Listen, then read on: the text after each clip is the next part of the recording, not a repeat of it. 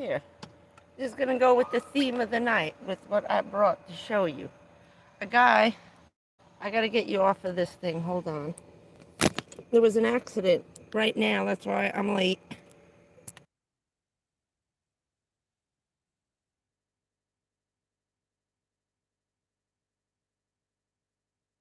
What the fuck is this? Just hold on a minute. A guy just drove off the road right into the medical center building. Hold on, see if you could see that over there. See those blue lights? Those are the first responders. Imagine that. Right as I'm about to go live. And they should be coming right about now. Oh, there's the police. And the ambulance will be showing up. The fire truck just went out. The ambulance is already there. No lights and sirens. There's the cops there blocking off the road. Let's see if I can get that better view. There goes the ambulance.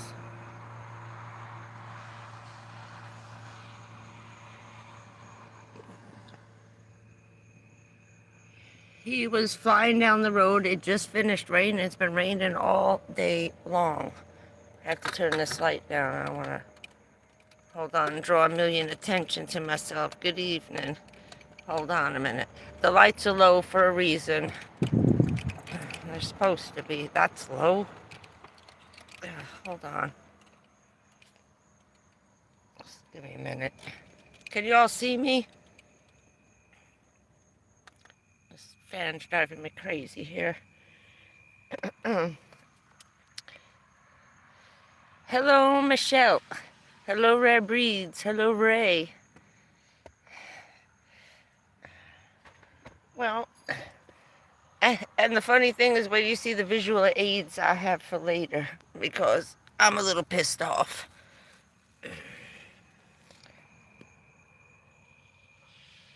Oh, there's the more cop cars. Let's see what we could see, shall we?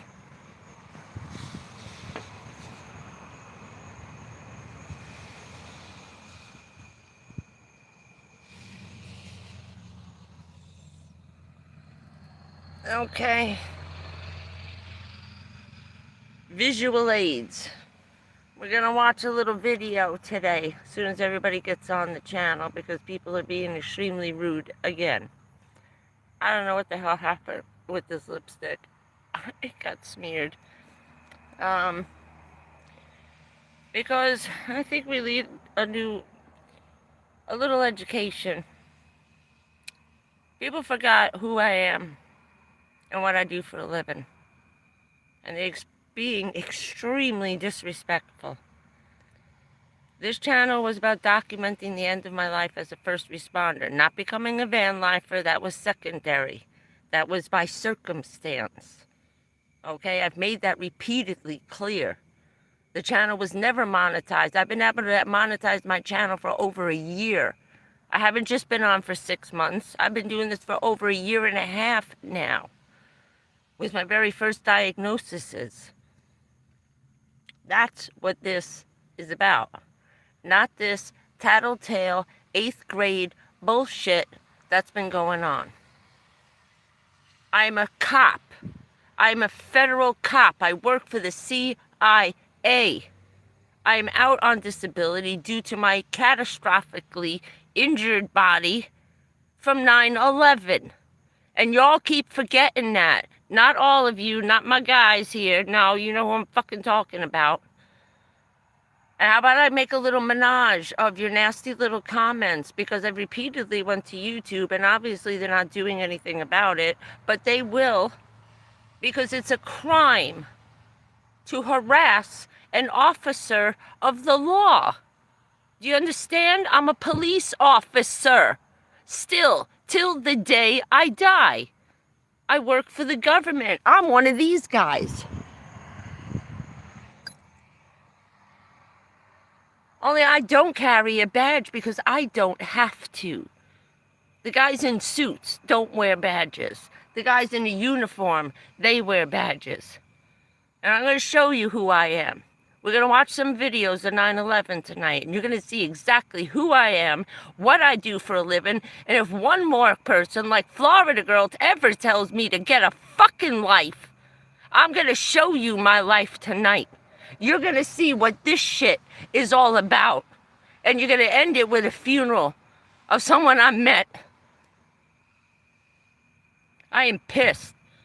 I am fucking pissed that you people got the nerve to harass a cop, someone who busted their ass for 2.5 years, pulling pinkies out of a fucking pile, contaminating myself over and over and over again every single day for 9 months, knowing that I was gonna die, putting my whole fucking relationship, my family on the line. Why we didn't get married? Because I was gonna fucking die and I knew it. I committed suicide by going to work that day. 15,000 of us committed suicide. 100,000 of us held hands. People came from this state to go up there. I met an NYPD cop yesterday morning. We fucking parked side by side. I'm better off than he is. And in return, I'm right behind him with my heart. I'm on fucking nitroglycerin every day. Not for the pain in my chest, to keep me from having a fucking heart attack over this shit. The nurse who was going to jail because she knew about my medical condition, you pain in the asses, leaving your fucking nasty messages telling me to get a life? You already know I got a heart condition because you were there with Morgan on the fucking live when I went and got the restraining order from the woman next door. She was a nurse and she was 78 years old and going to fucking jail. Do you understand? Number one, for causing me undue stress, knowing my medical condition. 2, as a healthcare worker, a fellow first responder. Would you sit here if I was wearing a goddamn uniform like that black and white? Is that what you want me sitting here in a uniform? Tell me you got a fucking life? Because I'm being nice and polite about a shitty situation? Letting it go? Because that's what I fucking do. Because on the scheme of shit, that's 8th grade bullshit what's going on.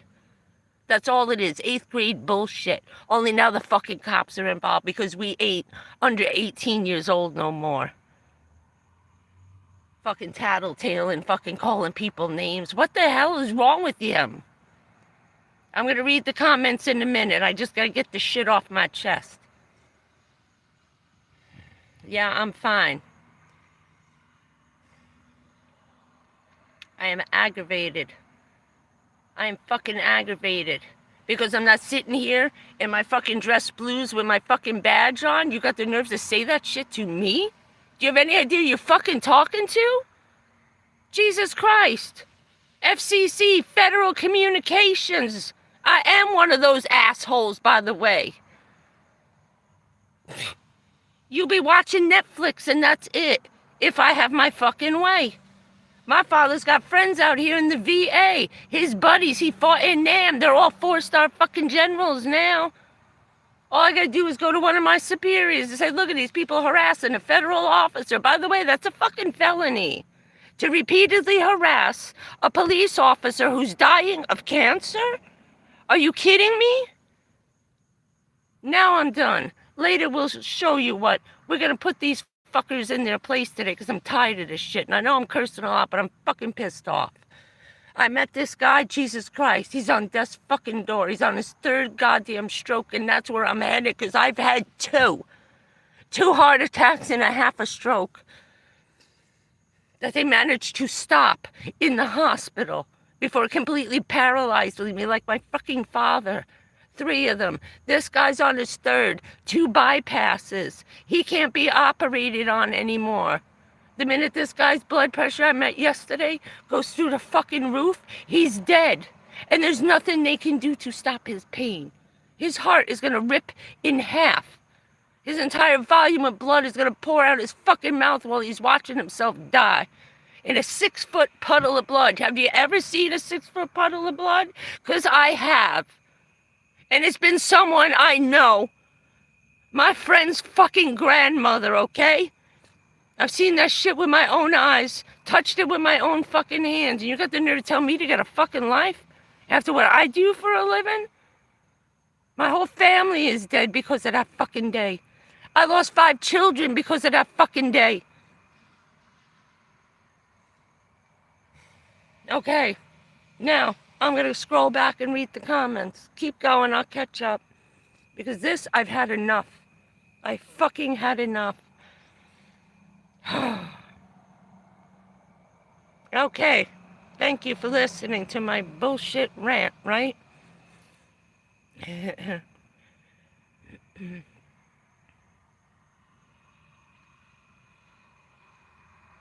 I left the comment up. I didn't fucking delete it. So if she wants to take it down, she can. That's Miss Florida gal, girl, or whatever the fuck it is. Okay, I'm done cursing. I'm sorry. You have no idea after seeing this guy in person yesterday. He is a disaster. The man can hardly walk. His bones are falling apart faster than mine are, and I just got a glimpse of what's happening to me and how bad it's about to get, and it's right around the fucking corner. I'm losing my fucking legs. I'm having a really hard time walking. I'm fucking completely fucked, okay? This man's badge was made of steel. It's meant to stop a fucking bullet. This thing had more pit marks and scratches on it. And it made me realize, if this happened to his badge, just from that day, because they all got new ones, they got to keep their 9/11 badges. They put them away, retired them, or just gave them a new one. Didn't retire their number because they're still alive. But he has his 9/11 badge in his wallet. I've never seen in my whole life since I was 12 years old, my mom met my stepdad. The shit he'd been through, never saw a badge that looked like that in my life. I never saw anything, and he was close enough to get hit with shit that actually scratched and ate through the metal. Those were the toxic fumes and chemicals and the radiation that deformed his freaking badge. Those things are indestructible. They're made to last a lifetime. Okay. I just, after seeing him and sitting here and fucking thinking about this shit, I gotta go back for more shit. I'm bleeding out my ear, my nose, and my mouth every morning for like 4 days now. The bones in my ear are disintegrating. Eventually I'm gonna go deaf, hopefully in one side only at a time. But I also have to worry because what's happening here is happening not too close from the ear to the eye. I could go blind and deaf in one side of my face at once. I got some really shitty news. This is why I've been putting this off. That's why I have to go back to the doctor next week to talk to him in person about the rest of that shit. Because I can barely hear, and I just woke up blood pouring out my ears. You know how bad that's going to feel when those bones move and it tears my eardrum? It's going to rip it right in half. I'm going to be waking up screaming like somebody jammed a screwdriver through my head soon. I'm putting up with this shit. I'm trying to be nice. This is a fucking horrible situation, what happened. Those poor kids are stuck in the middle. You saw how fast that shit spread on TikTok? Right? What, 15 million views in 48 hours? Don't tell me that mathematically not one person those kids know, and they're going to hear this shit in school when they just went back? Are you kidding me? Holy crap. Those poor kids are going to go through shit, and you know that. There's a brother or an older sister in high school. Everybody's watching TikTok. 5-year-olds are watching fucking TikTok. That shit's going to be everywhere. Everywhere. And I thought, what reminded me and why I thought of that and was saying to him, I'm sorry about his family. What they're going to have to deal with this shit going on between them is fine. But then whatever you do out here, that drags your whole fucking family into it. You know? My father come back from Vietnam, holding me in his arms. I'm 5 years old. Man walks up, spits in his fucking face right next to mine. Didn't give a shit my father was holding me. What you do, your fucking kids got to deal with. I feel sorry for them, I do. Shit got out of control. People got mad. You know, you got to think before you leap about what you're inflicting on your family, putting this shit on here. This is the only reason why I'm doing it, because everybody's fucking dead. And this was just a document my life because of one man, and we're going to see him in a little while, why I started doing this, why he did this. It was the 9/11 guy who testified in front of Congress. He was practically gray. His skin was turning black from the cancer. And he's out there testifying. He looked like E.T. So people would do something and have a little fucking respect. But no one does. No one does. Why? Because I'm not sitting here in a cop uniform? Because that's what you're doing. Do you understand that? Okay? You're telling a cop who was at 9/11, who gave their fucking life, to go get a life because I'm being nice and trying to be sympathetic? It's a sad fucking situation. This ain't fucking funny. Shit went too fucking far. Why? Because it's allowed to. Because this shit makes everybody think they can do whatever the fuck they want. Because this doesn't matter. And I'm going to show you what fucking matters in a minute. Because this is what I fucking deal with.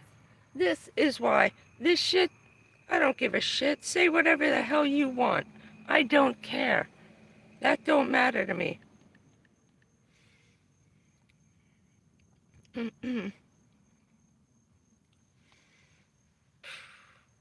Fucking pissed. This is just disgusting. Everybody forgets. Nobody gives a shit. Wait, went the wrong way. Will you fucking stop? I hate technology.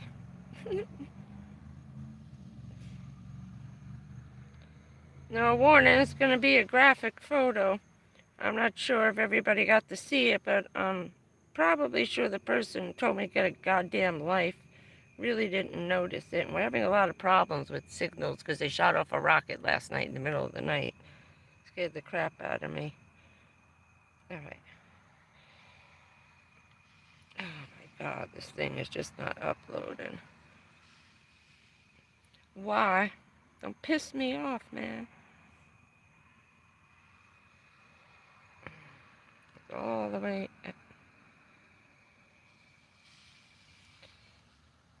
Yeah, we'll bring it up in a minute because this thing is acting like a piece of shit now. Can you get off?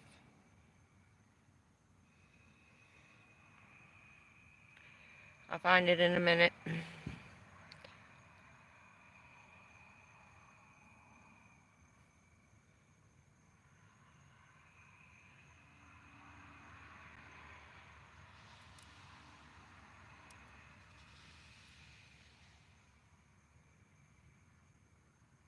Okay. I know she was gone. I forgot she left already again. I keep missing her. Hey, my love dogs.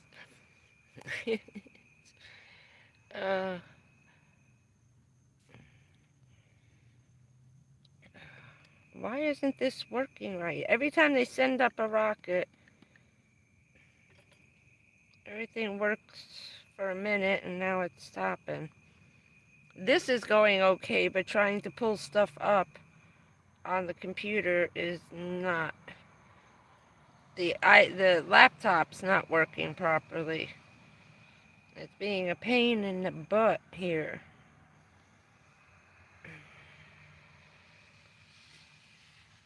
Damn, they're still there. I don't think that guy's alive. No. The cops are still there, but there's no lights on the ambulance. When they come out and turn the ambulance lights off, that's normally a sign they ain't alive. They keep... Oh my god, this stupid thing. They normally shut those off.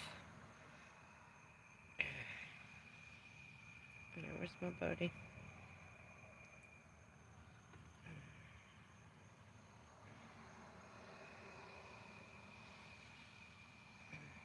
I'm just trying to get it. Will you fucking... Oh my God, I'm tired of this. I hate technology. I do. Thank you. Oh, you missed the rant. You can rewind it.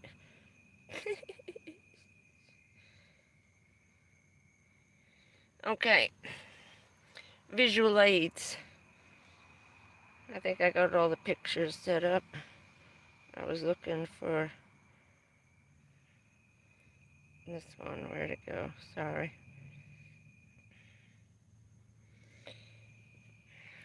Because I think some of them need to be reminded what I actually do for a living. I do this. The idiots in the yellow vest. That's one of me. This is me.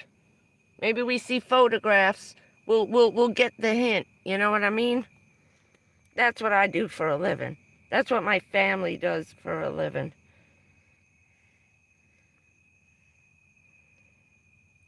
Could you imagine being in charge of this shit? Look at that. Look at those people as far as you can see. Right there. The guy in blue? Again, that's me. I'm triage. I get you when you're bleeding and put you back together and shove you in an ambulance, hoping you're not going to die before you get there.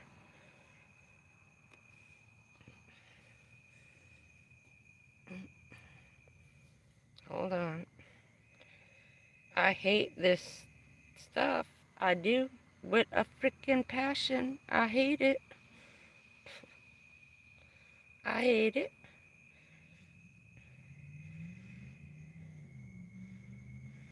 Here's this fucking thing. Every time I move it, it flips all the way back to the top again. Why is it doing this?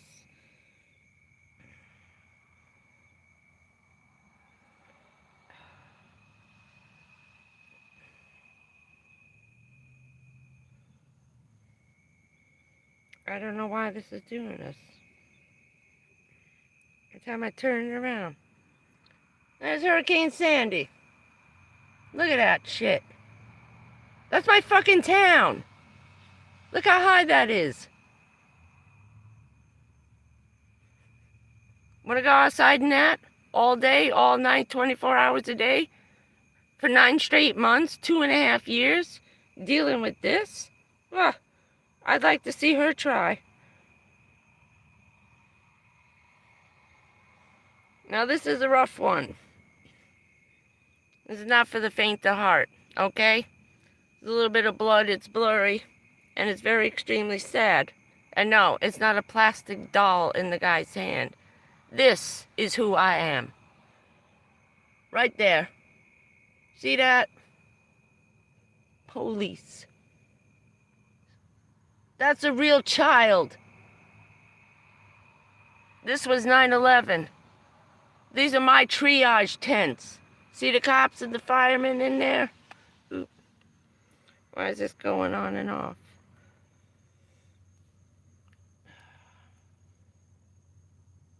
This is why, hell, you gotta fucking sign in.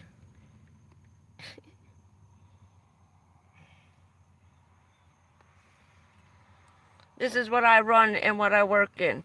That's where the firemen and the police bring in the victims to me.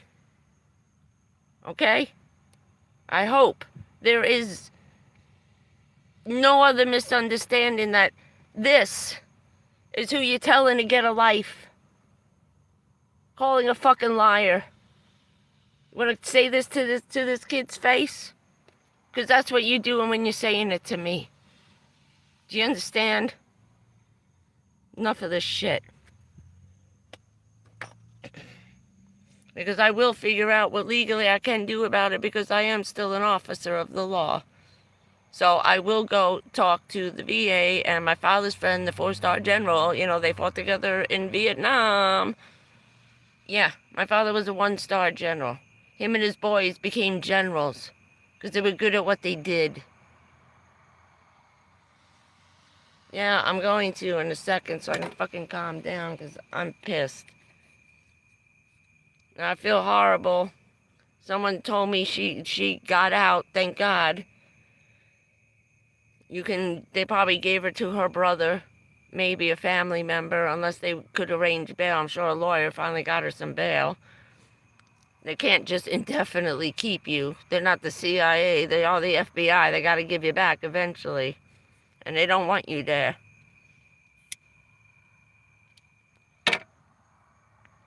But hopefully cooler heads prevailed and they let it go. Maybe he dropped the charges, I hope.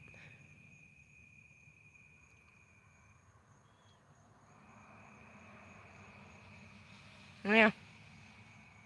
That's what this was about. There was no van life. This van was an evacuation vehicle for the hurricanes. I can't afford $150 a night for a hotel for 4 weeks while my house is getting fixed. Because you can't stay on your own fucking property.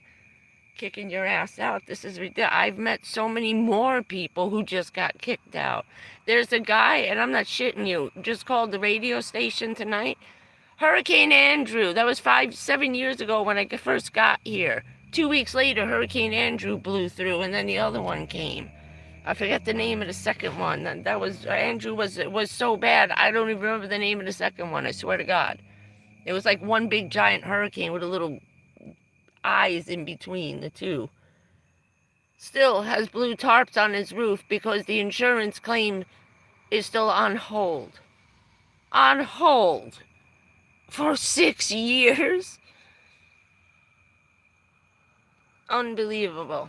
And when their house molds to shit like mine did, they're gonna get kicked out and they're gonna be all fucking living at the beach with everybody else because it is unbelievably packed. Every day there's more and more people because they're hitting more and more houses here. Half of this county just became homeless. And fucking nobody ain't doing nothing about it. But they're being nice. I met another older woman. She parks by me now instead of parking by herself. And the other woman that I just met, and it's fucking speechless. It's just fucking speechless. It is so depressing and so sad. That woman and the baby, she's 2 years old. She has nothing. I don't see nothing in the car. The truck is empty. All right, it's one of those 250 ones. All right, 4-door big ass cab. They're living in there, and there's nothing in the back of the pickup. Nothing. No suitcases. No nothing in there. They probably like her. Get the baby and get out. Get out. I only got lucky because I started pulling shit out. If I hadn't put everything into the screen room right after the hurricane and I cleaned up and I knew I had to save my shit because eventually I already started pulling stuff out and putting it into the screen room knowing what was going to happen. I knew I was never going to be able to fix that. The house is too old. New ceiling, new floor, but the walls are probably from 1982. They're probably half mold. They still have fabric electrical wires in the walls. My grandmother had to pay $4,000 to have new wiring because we put the giant air conditioner in. We couldn't plug nothing into that house. Could have set it on fire. We were petrified leaving lights on in there. Are they still there? Yeah, I heard this guy go off the road. He was zooming. Had to be freaking drunk. Drunk, or he was on his phone, or dropped it, and I don't, or passed out. One or the other, because there's no way it's a straight run. And he just right off the side into the brand new medical center building that they just finished building like 3 weeks ago. Yeah, irony. Probably was fucked up. Or something. Hello, Michelle. Hello, Pam. Again, I'm reading your thing again. I was reading what I wrote, but not that it was from you. Sorry.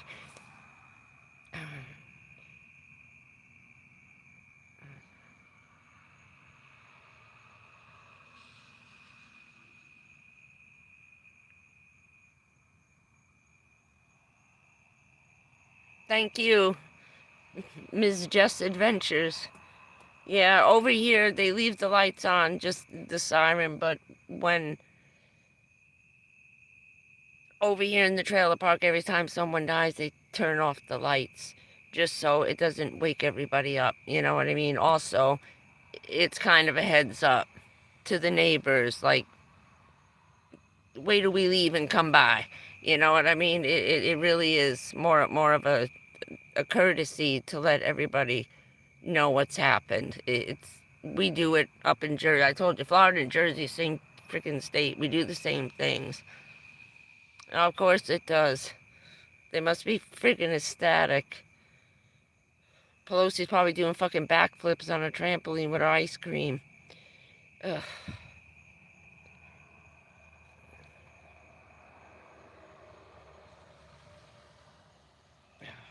That freaking mold. There's nothing you can do. When I saw the 2x4s in my wall that they put out the living room wall, but I showed you one where it was bulging like this, out with a big bow. That's the one they ripped out with the black. Looked like somebody painted them with black spray paint. And I looked at the pile of stuff. I said, Jesus, I can't even get anything out of there because it was on top of all the furniture and some other shit. And I was like, oh, Jesus. And he's just leaving it out there, and that was okay, but they jumped all over her, putting garbage bags and a Christmas tree inside a dumpster that's the size of half a mobile home. We had one of the biggest containers they could get. Ours would hold 4 full-size couches in the dumpster we had, plus shit, okay? It was massive, just massive.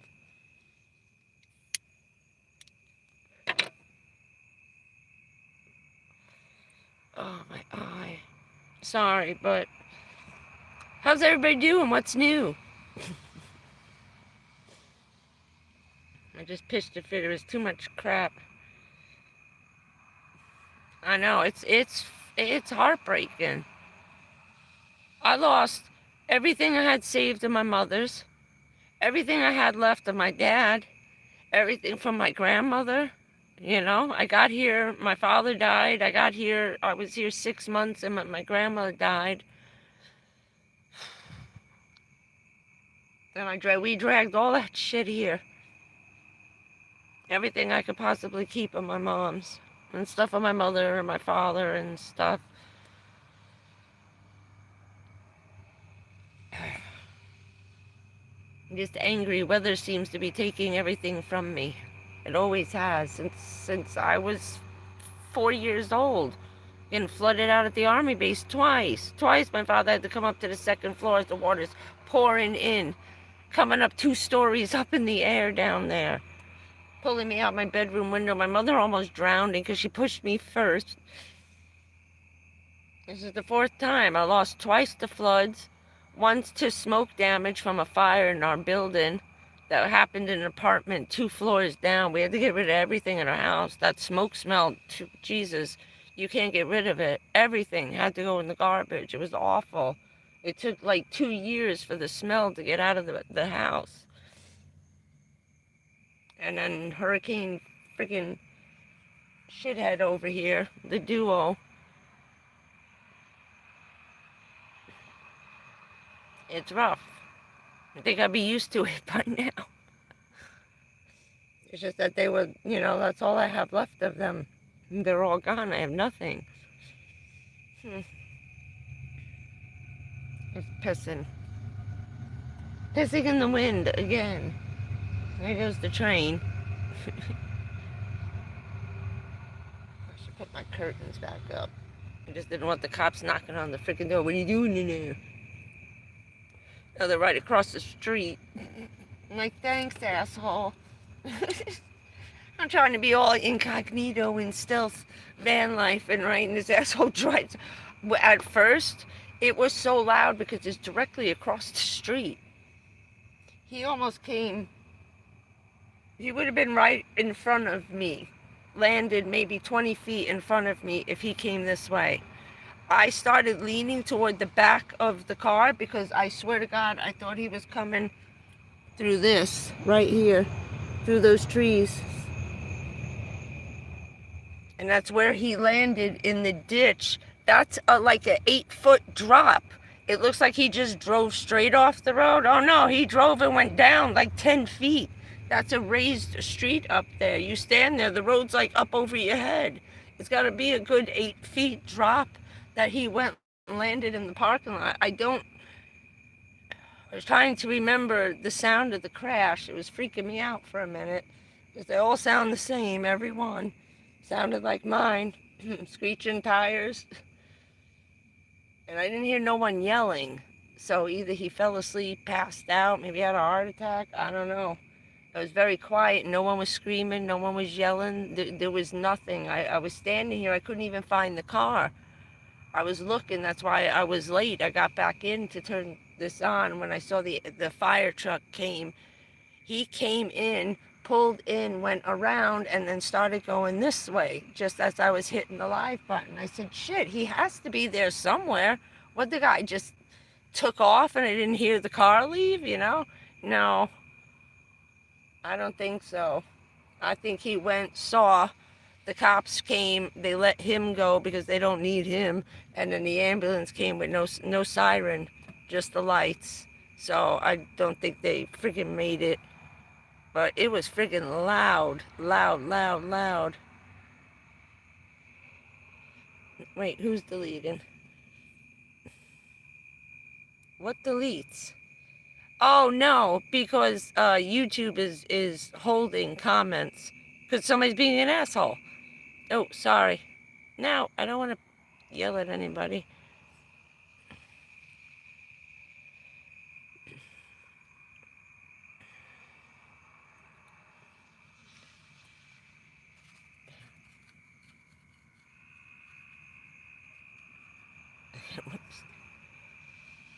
Oh my God.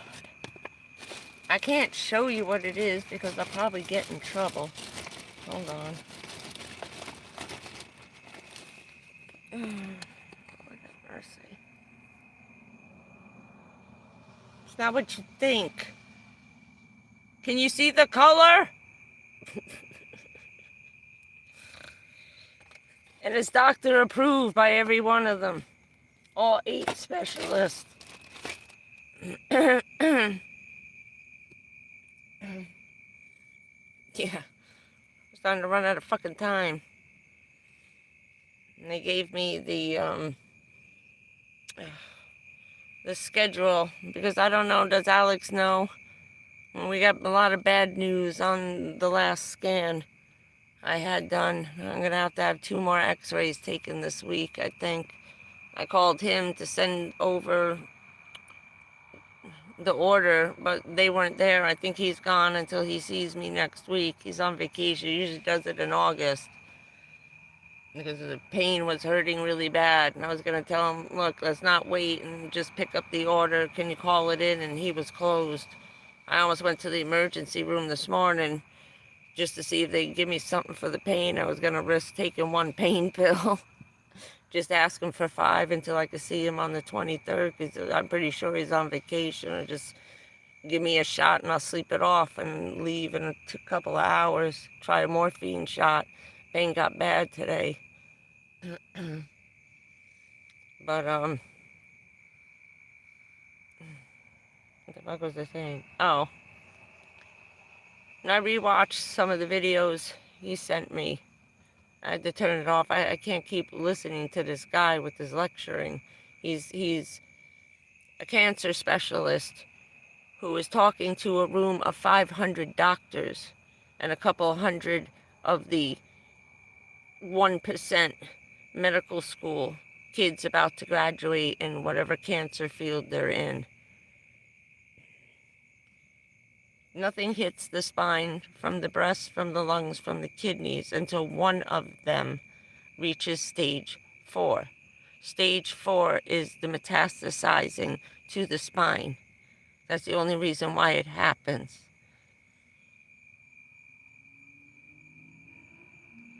You can have the longest up to 5 years, and that's with all kinds of crazy treatments and shit and chemotherapy. I'm gonna have to go back on the pills again. It's rotting my bones a lot faster, so obviously the lesions, the sores, and the tumors are getting excessively worse, and they're causing more damage. Which means they're eating away my bones faster. He listed at the end of his notes about the bone marrow will be probably exceeding the limit again, which is called polycythemia. It's a form of leukemia. It's blood cancer. And there's no treating that. I'm making way too much blood. My body's overcompensating. And that's why I'm bleeding, hopefully, out of other places, which happened because a little of the nether regions had some blood a couple of days, and then it went to the head. So it's probably I'm over my blood supply. I was over, I had like an extra 1 to 1.5 to possibly 2 extra pints of blood. I was in there every other day, sometimes every day, draining my blood out because I'm covered in bruises again. The blood is seeping out of the bones because there's so many more holes now. It can't keep it in. The bone marrow's leaking out.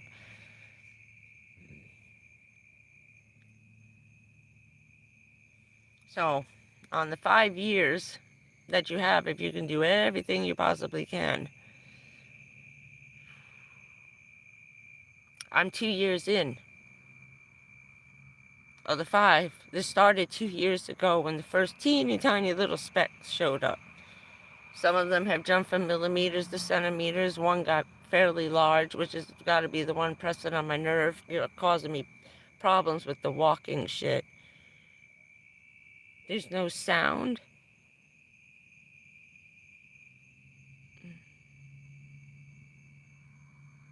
Wait. You can't hear me?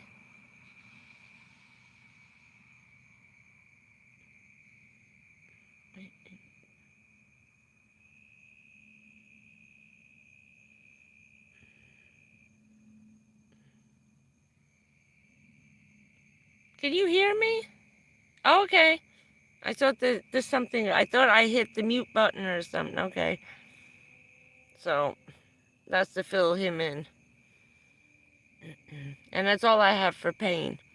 That's the only thing they can prescribe for the pain, because ingesting it, eating the gummies, doesn't work because my liver doesn't metabolize anything, and neither do my kidneys. So oral medications such as my antibiotics don't work anymore. That's why I can't make antibodies anymore. I have 0 antibodies. And the ones I make only last for up to 3 hours and they die. Because there's so much crap in my blood, it's killing the antibodies. It makes it impossible. That's why I didn't go to the hospital today. The last time I went into a COVID safe room during COVID, I didn't come out with COVID. I came out with 2 separate staph infections from one sealed up, plastic zippered, glass doored, head to toe, bubble people walking in and out, especially because I have an incurable pneumonia I deal with. That's just waiting to go apeshit because there's no antibiotics to stop it, which is most likely when my lungs go, it's going to be that the pneumonia took over so much and there's no antibiotics to stop it. There's nothing. It's just where it is from the radiation, keeping all this crap at bay. And I think that's why they x-rayed me, why I went through the DEXA scan twice in an hour. She took a half an hour going up and down, went out of the room. The guy came back. We got to do it again. I gotta look at some places, but I'm just going to go head to toe, and then I'm zooming in on the way up. So not only did he zap me twice in an hour with that shit, that makes me sick as a dog. I've been sick for days. It catches up to me later on. Then he had to zoom in. It sucks. But everywhere I had pain, he zoomed in. I didn't tell him. I asked him after. I said, my foot and my ankle. He said, yeah, you got something going on with your toe up there. I said, I know. What the hell is that? He said, the bones are going in one of my toes, and they're becoming deformed underneath. The bones are all being displaced. And the joint, like in your knuckle, in your toe, is becoming separated. It won't stay put. Like they're going to become dislocated soon. And then you can't put them back because there's nothing to put it back to. These guys gone now? Good. I think they... Uh-oh. No. Okay. I thought the po-po was coming.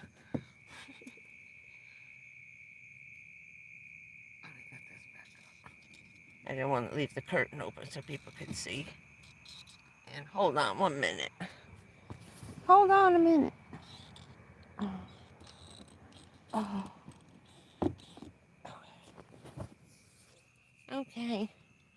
So, that's the shit I've been dealing with. But, let's just hope and pray that shit goes away. And everybody gets a grip, takes a breath, we'll breathe, and we'll save the rest. I gotta pull out that funeral video. I'll pull it out. I don't want to make y'all cry. But they're a hell of a thing to have to go through. So, there, I said it. Look, I kept it under an hour. I think that's pretty good. I've been holding a lot of shit from this. Oh, man. So what else is new? What's everybody up to? Anybody going on vacation? We gotta figure out how to play poker. Or maybe Uno. Everybody get a deck of Uno cards. I bet we could play. That's not too hard. I'll flip the cards. I'm trying. Oh, leaning back. Ow, my head.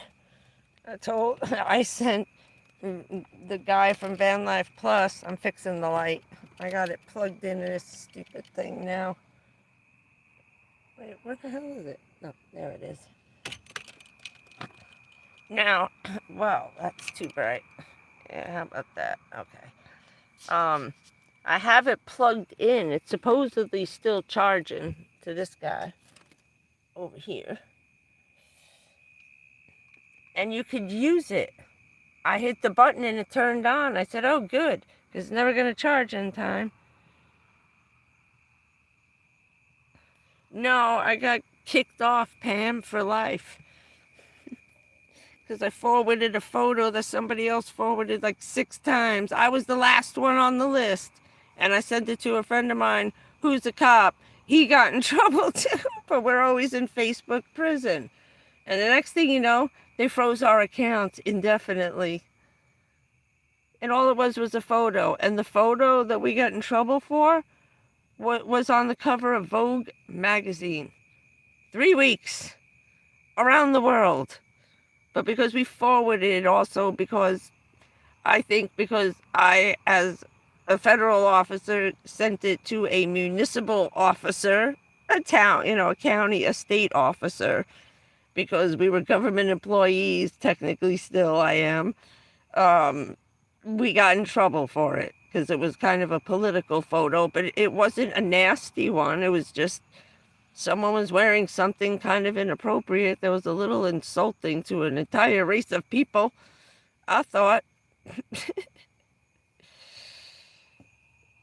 And it was the daughter of a cop and a fireman. We're all cops, all the cops, firemen, all the kids.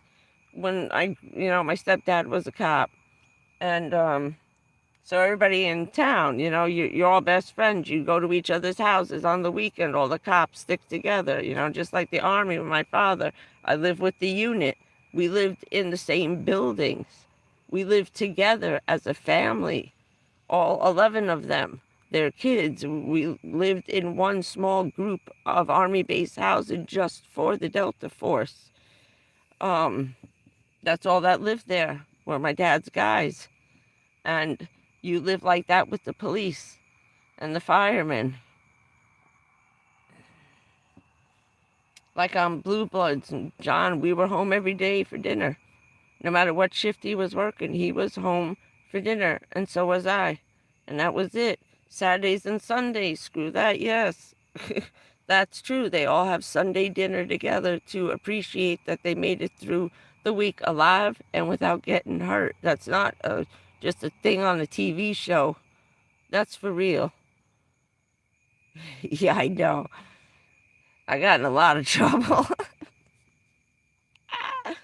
But it was funny. It was worth it. Now I don't have to see what everybody eats every day for lunch. Hell with that. I'm tired of that. Look at my spaghetti.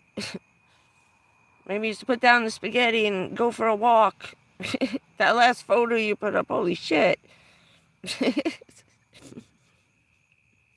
Oh my god.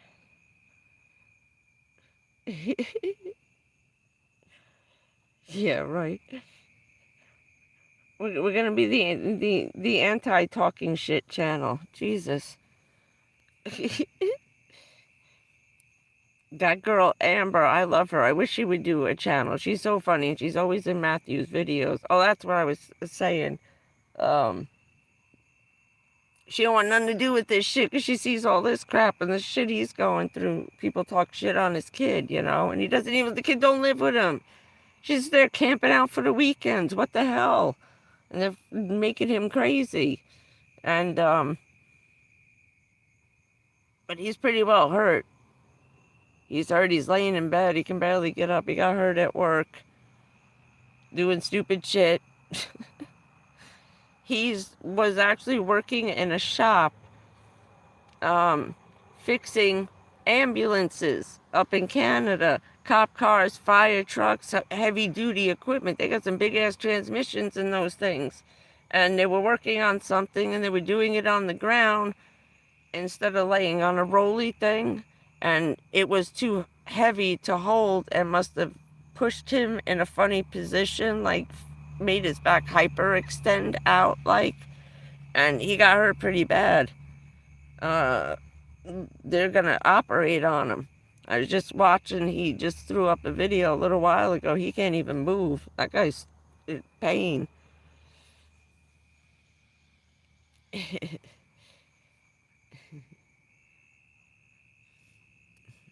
So say some prayers for him up in there.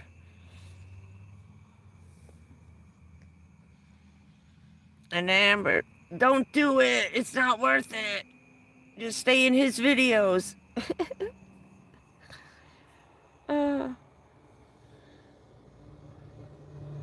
Luffy. Who's Luffy? Oh. What? I'm over 50.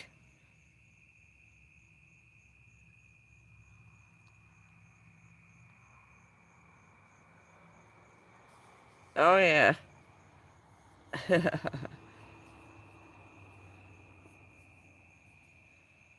My first introduction to the first responder stuff, told you when I was 10. My mom's first big gig was the blizzard in 1978. That was the first day I'd start going to work with her when she first started. I said, you got the blizzard and I got 9/11. Can we switch? I said, actually, I got that shit twice.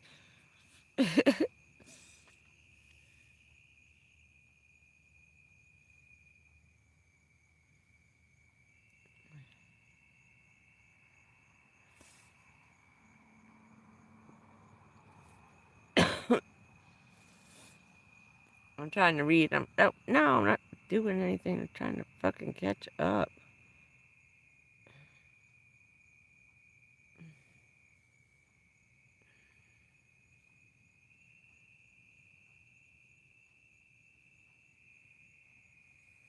Yeah, I know.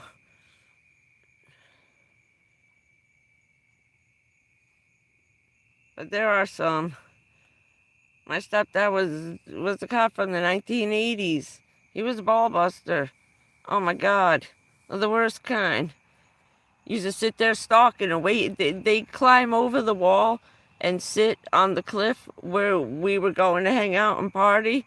Hide in the bushes, let us get good and stoned and drunk, get halfway through our stash, then jump out, smash all the bottles, take the good stuff, pour out the beers, and snatch everybody's stash, kick us out. Go home, get in the goddamn car. You're too drunk to walk. Well, yeah, Wasn't such a good guy sometimes. Got in trouble, ended up in court a lot. But that's the way it was. And I'm sorry, we were a little better off for it back then. There was shit was out of control. And now nobody wants to fucking do anything. When video cameras, when these things first came out and you could start filming shit, he quit. He quit. I'm not being stuck on the internet because this is before YouTube or anything. It wasn't even Facebook then. Hell no.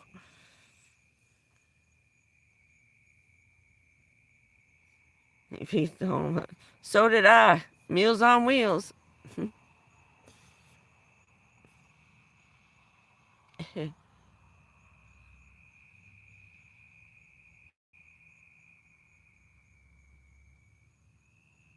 I'll watch that guy.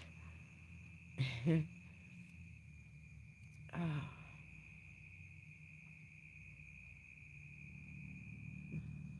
quit, you're it.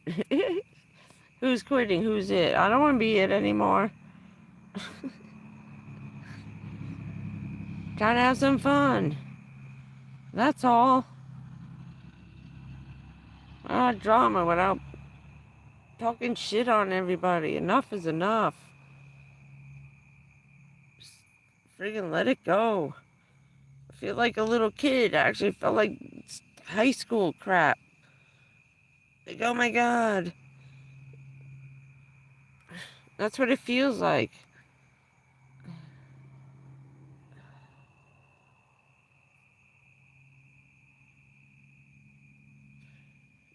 Jacob feeding the homeless sounds familiar to me.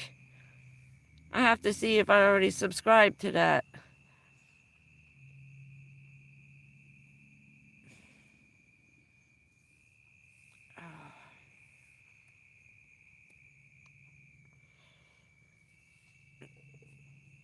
It does. We need a little more love in the world.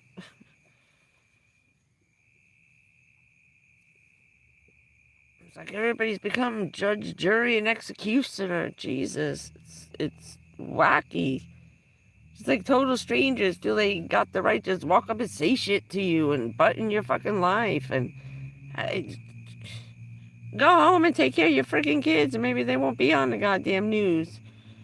Or posting nudie pictures of themselves on friggin' the internet and Snapchat.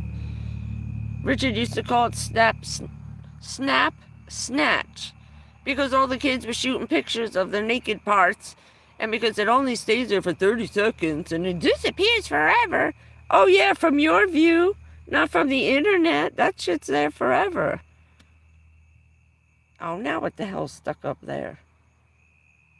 These friggin' mosquitoes flying in and getting stuck in the windshield between the sunshade.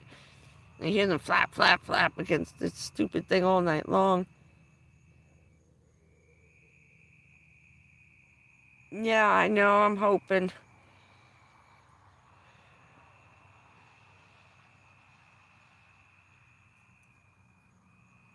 I'm just, the good against evil. I hate seeing the bad guys freaking win. Hey, Dawn, how are you? I just, good versus evil, we gotta win. If not, what the hell's going on? Even that, I know people got pissy with the Ukrainians going out drinking and dancing. Well, you know what? We did the same shit after 9/11. Are you kidding me? Screw you. We ain't staying home. We ain't hiding. We ain't gonna be scared. And you're not gonna fucking do this to us. We're gonna keep living our lives, doing what we're doing. What do you think that the Ukrainian symphony, the orchestra, is out there playing while bombs are dropping on their freaking heads? Because you're not going to stop us.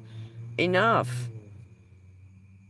And it's going to take another shitty thing like that happening to snap people out of this shit. And realize that's fucking important. This shit ain't. That dead baby. This is bullshit. This is just 5th grade, 8th grade bullshit. And it's just continuing on. From adults. From kids. It's it's catchy, and I don't understand. I started talking all snappy and bitchy and, well, what do you expect? Really? You know, and I was talking like the kids to Richard, and Richard's like, you talking like the kids.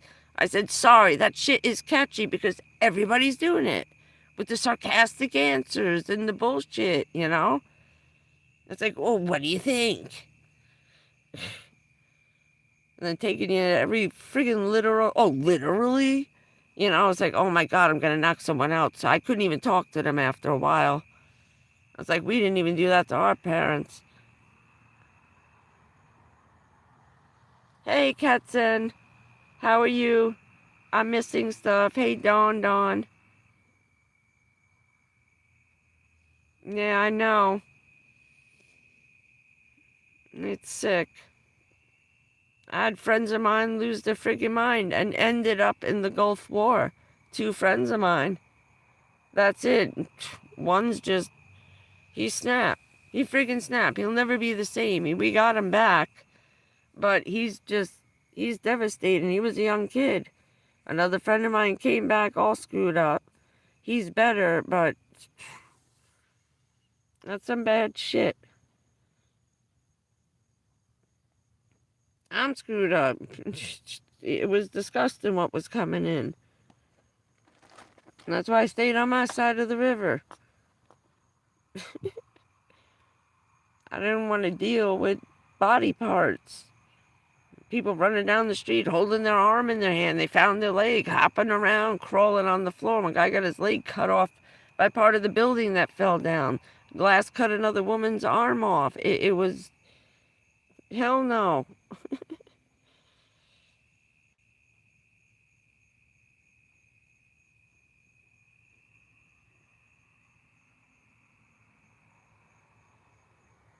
Oh, I've seen that guy that pretends to be his kid.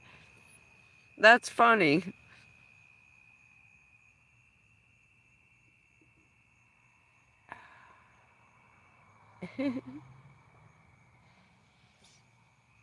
Wait, no, get off. I'm trying to read the one up there. Hey, Teresa's homeschool. Kingworthy.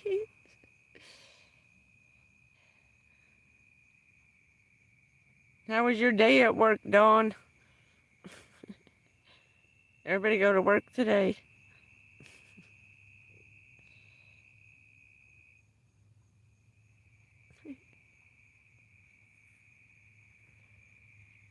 No, I can imagine. I haven't even looked. I had to charge my phone. So I spent all day, I was trying not to look. Just kept hoping this will burn itself out. Yeah, it will be. It's a shame, and I shouldn't be fucking ostracized for saying it's a shame.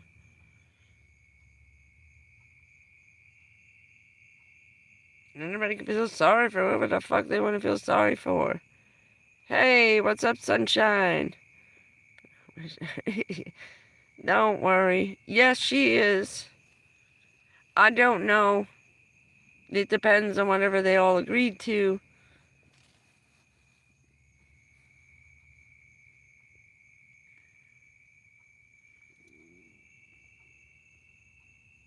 No, he may have said, you know, when it comes right down to signing those papers, that's a hard thing, you know?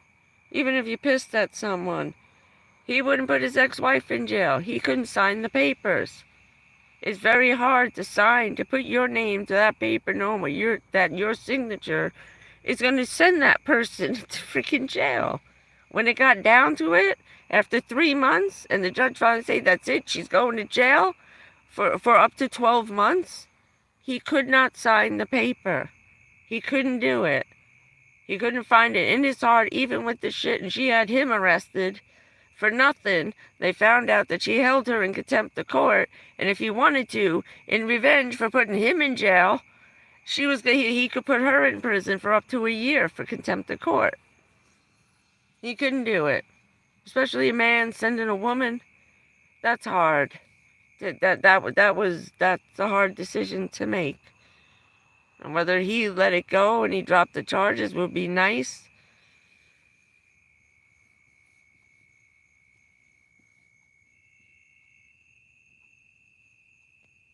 No, they probably wouldn't, because it doesn't have nothing,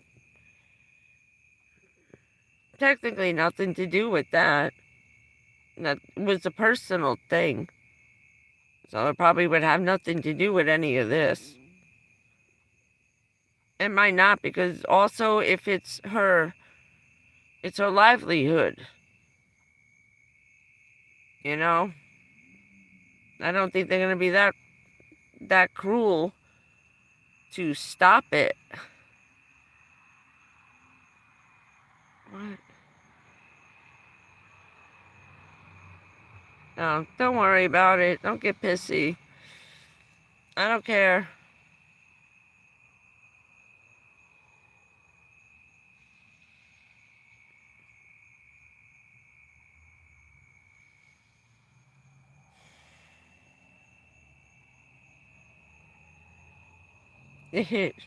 No.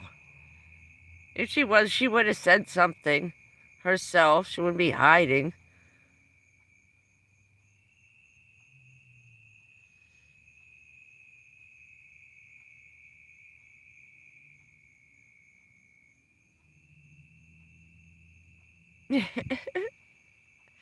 Hell yeah, cat lady. And cat zen. No, she wouldn't. That's what I just said. She wouldn't. No, maybe. There you go.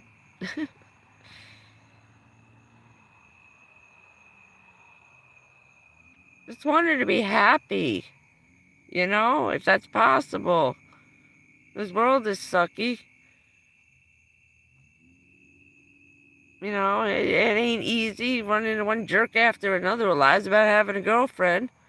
Who knows if that other asshole was really married? You know, that hurts. You know? Thinking you met somebody nice and he's a big fucking jerk and he really has a girlfriend and he's been lying the whole fucking time for 2-3 weeks to her. Jesus Christ. I felt sorry. I wanted to go punch that guy in the nuts, fucking band boy, little jerk. That pissed me off.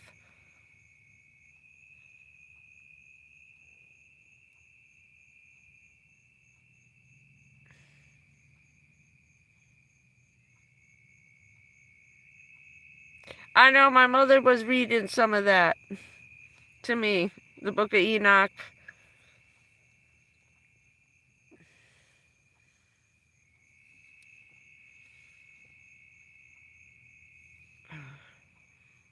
Trying to... Oh, they may be holding the person I was complaining about too, because I haven't seen that name go by.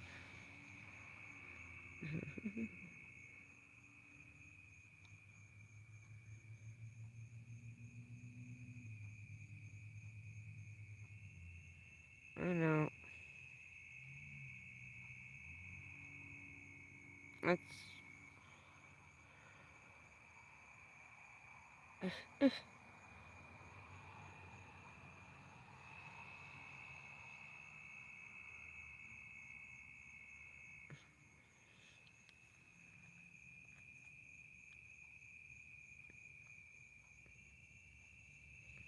It's also hard too. She's been alone a long time. I want her to find someone nice. You know? Be happy. Have a family if that's what you want. You know, not...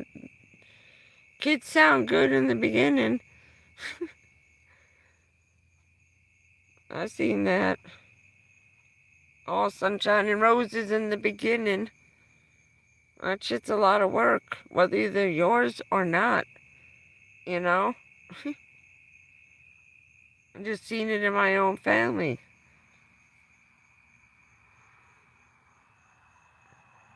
I know it's a horrible thing to say, but children strain a relationship. I've seen friends of mine, they're all fine, everything like newlyweds. 2 kids in, they're barely speaking to each other. And they've only been married 4 years. It's the children. It's rough. And you get an easy gap in the time, and then later on they get to be little shitheads around 8 to 10 years old. Next thing you know, 13 and 14 show up and they turn into the Omen and the friggin' devil for about 4 or 5 years. You know, I've known his kids since they were 4. They're in their 20s now, almost 30. My friend's kids, you want to freaking choke them every other day.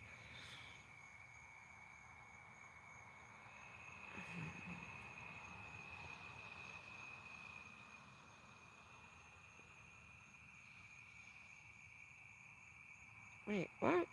I'm missing.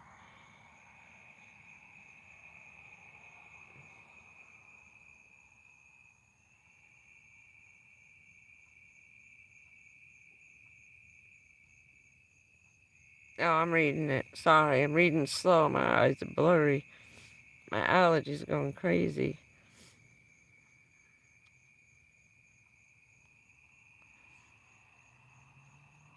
Oh, just let it go. I did. We're leading by example. Can't keep getting caught up in this fucking drama, freaking bullshit. You have to. I'm just about to freaking, I'm pressing the live button, this guy drives off a cliff and fucking dies right across from me, and all the first responders show up. I was like, geez, come on.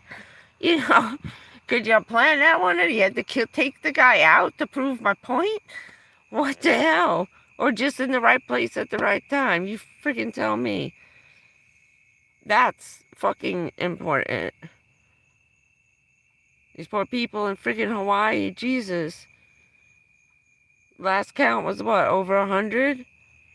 That's the one thing I don't want to get caught in. What scares me more than the hurricanes and the water down here are those fires.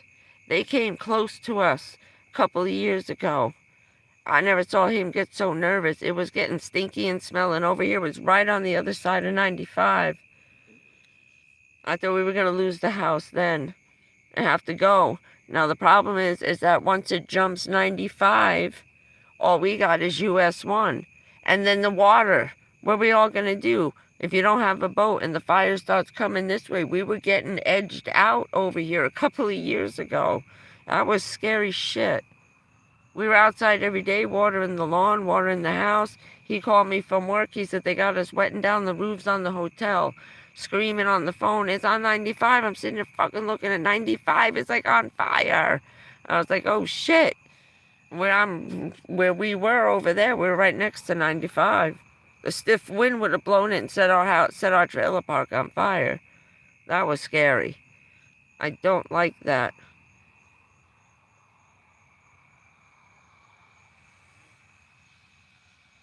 Yes, we can have free speech, but it doesn't all have to be nasty and shitty all the time.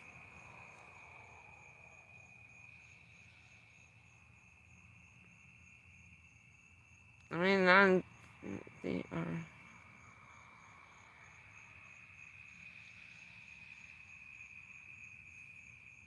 Yeah. I missed that one. I wanted to see it. I'll have to check that out. The Kennedy thing. That's what I said. They all big on history. So is my family. And also being in the military. You know, at the end of the fight, what are they doing?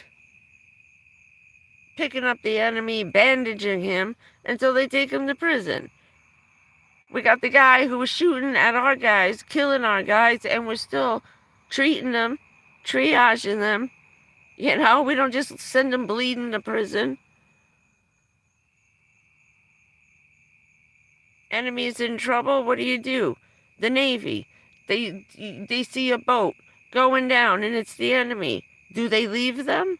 No. The first thing we do as Americans, first responders and military, is go grab the poor bastards. Pluck the ones out of the water, at least. You know, we could let them all drown and get eaten by sharks, but they don't. And that's just the house I grew up in. I'm tired of apologizing for that.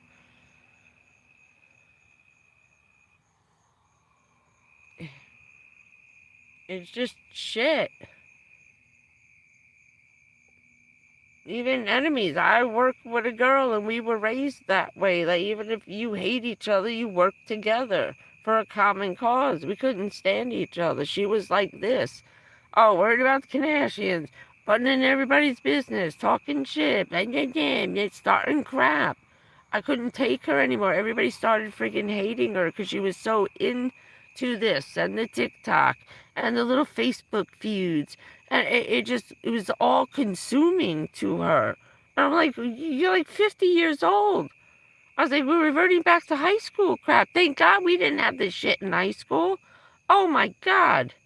Could you imagine? Just imagine the crap your high school went through. Imagine having this shit. TikTok, Snapchat, Facebook. Holy crap. I don't know how these kids make it through high school without fucking jumping off the roof. I don't. And I had some friends commit suicide in high school. Quite a few. Without all this going on. And you would think after those girls committed suicide because of this shit, that they clamp down more on this crap. This is ridiculous. How many people gotta fucking die because of fucking videos and crap and shit? They're just, you can't even talk to them anymore. I gave up. I can't even try anymore. Just the nasty shit that comes out of their mouth. They don't even think before they speak no more. And they were never like that before. Ever. Ever. Hey, Raven in a van. I am. I like that. That's good.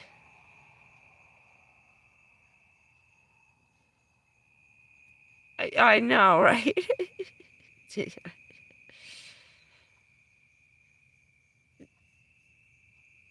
I know.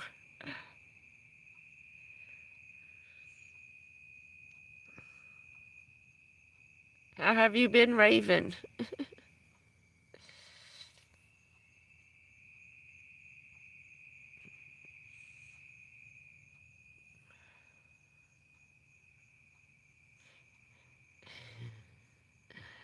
Sounds like Sam I am.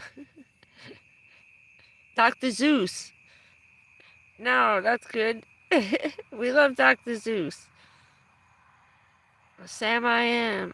We eat some ham.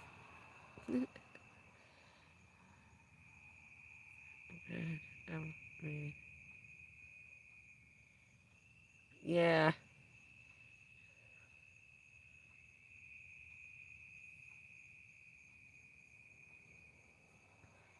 Oh, that's nice.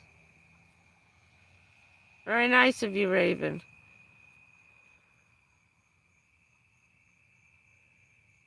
Right? You should write a book about all the adventures.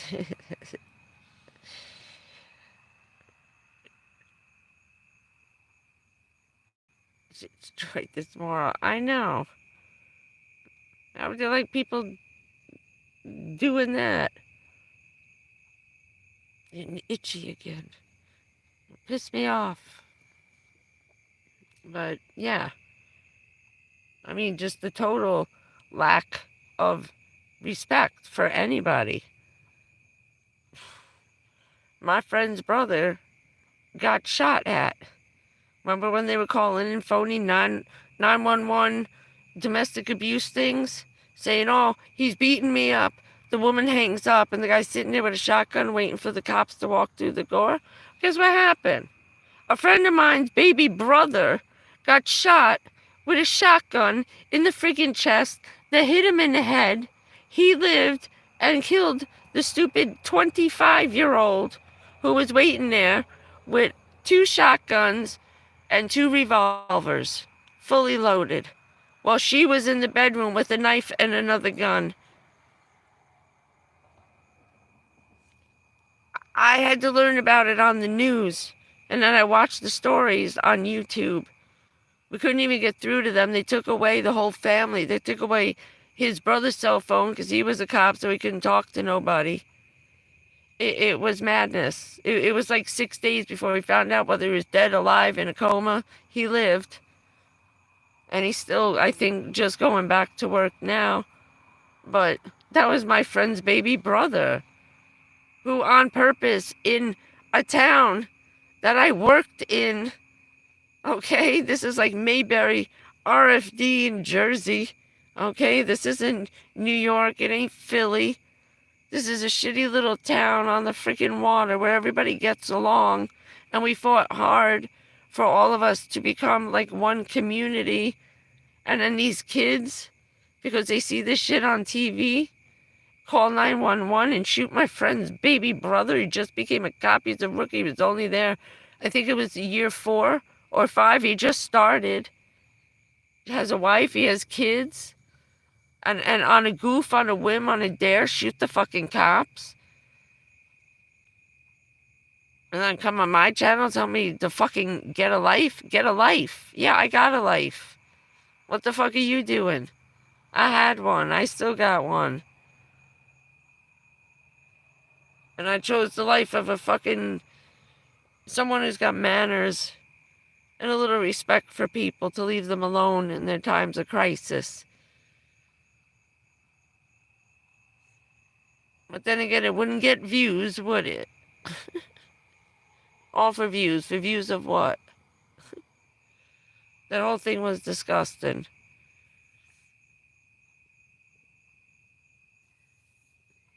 I think what made all that worse is that it wasn't even for the money. You know, that woman did all that shit, and it wasn't even about getting paid. I had no idea what the hell it was about. Just being an ass. Take a video camera, catch somebody doing some shit, put it on YouTube, make a shitload of money. That's all this has become. And how they're allowed to do it, I don't know. But if one of you changes your picture down there to, I don't know, a vibrator, they shut my channel down. I didn't put it up. You guys did. And then shut the channel down for 6 months? Take away people's ad revenue? But it's okay to do this shit? Are you kidding me? What the fuck? What the fuck? And I've seen worse pictures on there than some of the shit people put up as a little icon. Are you kidding me? But I could rollerblade in a thong backwards, squatting over my camera. But that's okay? Okay.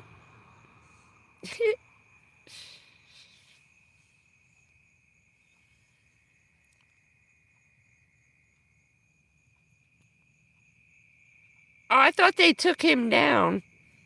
I remember they were trying to stop him.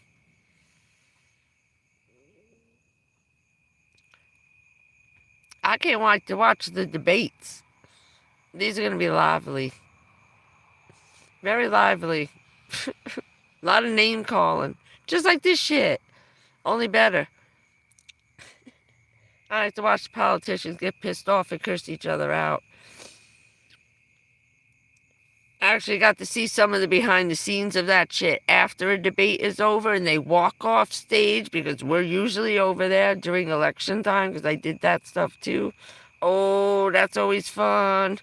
Being on the other side of that curtain. Woo! A lot of cursing going on when the microphones go off. Oh, that part I missed. No, I've been able to monetize my channel for over a year now, and I haven't. This was just about documenting the end of my life and doing shit like that. You don't need 1,000 subs. You need 10,000 views. Once you hit 10,000 views, you can be monetized. It's not 1,000 subs. It's how many views or how many hours you've been watched. You go over the 10,000 mark, that's it.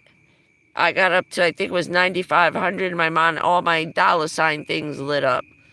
And then they started sending me stuff about monetizing my channel. I could do this, add on that. And then started telling me that I could start making money and did I want to run ads on my commercials, which meant I get a part of it if they run the ads, and I turned that down too. So that's why there's no commercials on mine. I'm not making any money from that. And if they are, YouTube's getting all the money, not me.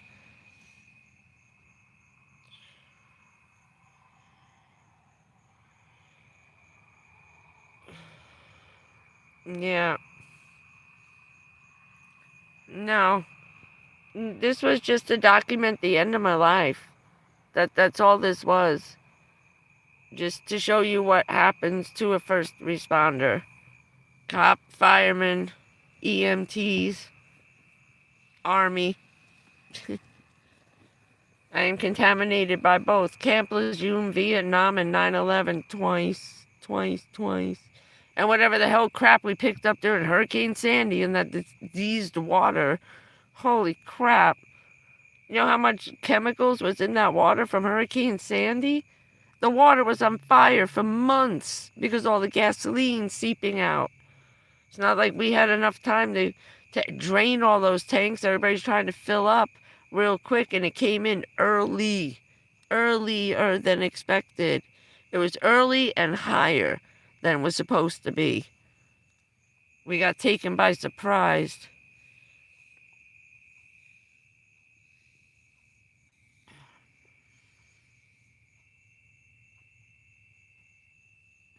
Probably. Someone told me they thought it was one of my videos.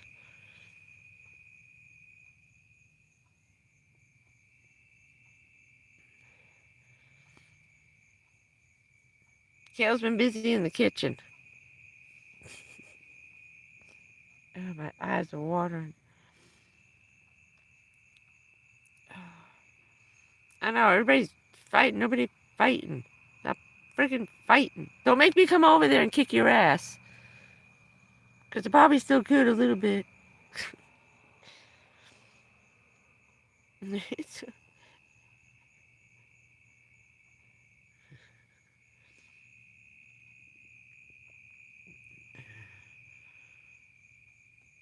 So actually becoming this van life thing, so because I know Dawn doesn't know, this was just happenstance because they were trying to help me figure out how to save my house.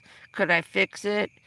What the hell am I going to do? Do I pay the taxes, try and stay 6 more months? Because I knew that the Board of Health was coming around. As soon as everybody came around to start filling out those friggin' insurance claims, which still aren't done over there. People are calling up every morning, the radio show, freaking out. They haven't gotten money. They're still living in their car. They're living in a tent in their backyard. It's 10 months since Ian.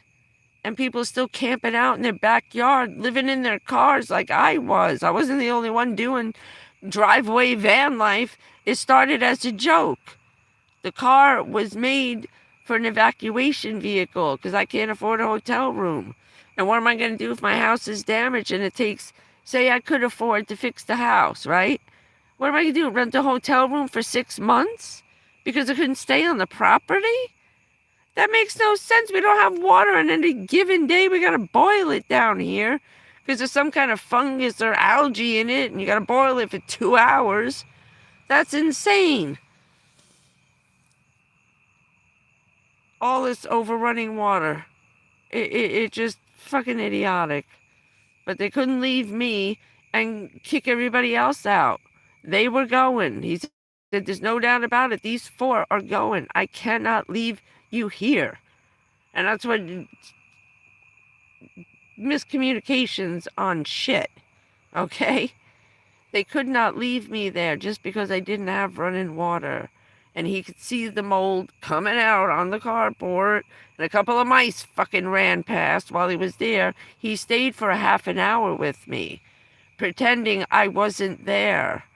Walking around, he said, I'm going to walk around, do my inspection, because I have to. So, you keep packing your car, keep getting ready. You're not here, let me do my thing. And he was nice enough, as a fellow FEMA worker, because these are the people I used to work for, okay? Giving me some extra time. He bought me 12 extra hours I didn't have. So I had from 6 o'clock at night till about 4 in the morning to get out of my house and take what I could. He just begged me not to take anything else from inside. He asked me to show him what I had already taken out, because he knew I did. He said, just let me help you. I'll let you know if what you took out is safe to take, maybe. So he explained to me how to wash it off. I said, just use the regular bleach mixture. He said, use the regular bleach mixture and spray everything with bleach. Just use straight bleach and then rinse it off with water. So we went through some things I could take, some things I couldn't take. He was a very nice guy. He felt bad. He's like, God, I'm kicking you out of your house. You got cancer. Jesus Christ. I feel like a big piece of shit. I said, don't. It's your job. No exceptions. I know. I get it. I said, and then he showed me the list of the numbers of the people in my trailer park that had to go. They had to shut down the houses. And they put in an order, a court order went in within 48 hours that the house was unlivable due to the lack of water. It was unsafe with possible structural damage. And that was that. The house was gone. And someone else owns it. They bought it at an auction and they're gutting my house. A man named Walker owns it now. He actually stopped my mail. I went to sneak back to get the mail, and then I forget what happened. Oh, AT&T tried to mail a letter to my house and sent me an email and said that it was undeliverable. So he actually got my mail stopped. For 7 years, I've been going to the post office trying to get 25 people from using my mailbox, getting magazines. I was getting Esquire, Vogue, and some other, Elle magazine. I was getting all kinds of crazy subscriptions, and these are paid subscriptions. It was insane. There was over 20 people by the time we were done collecting names. I had a stack like about that high of one letter from one person. I just kept one piece of mail with all the different names that people were using and variations of their name, changing the first name, changing the last name. It's ridiculous. So living in the van was never the thing. Van life was never, this was not meant to be that. I was just documenting what was happening to me, my illnesses, being catastrophically injured, and showing what happens to us when we devote our lives to fucking saving idiots who drive off the side of the fucking road. Lord have mercy. So that's what this was about. It was never van life, and it was never nothing else. And I only started live chatting with the guys from the army who said, do the channel. Everybody said, no, do it, keep it up, do it. And you guys logged on, looked at my videos, make more. So that's how this whole thing got started 6 months ago. Otherwise, it was never live streams, never supposed to be this. I was just putting up videos. If you see all the posts I originally put up, I threw up making my first video. I had to stop it. Put my hand in front of the camera because I was vomiting, trying to tell the story about the plane flying over my head. That's how hard it was for me to start making those videos.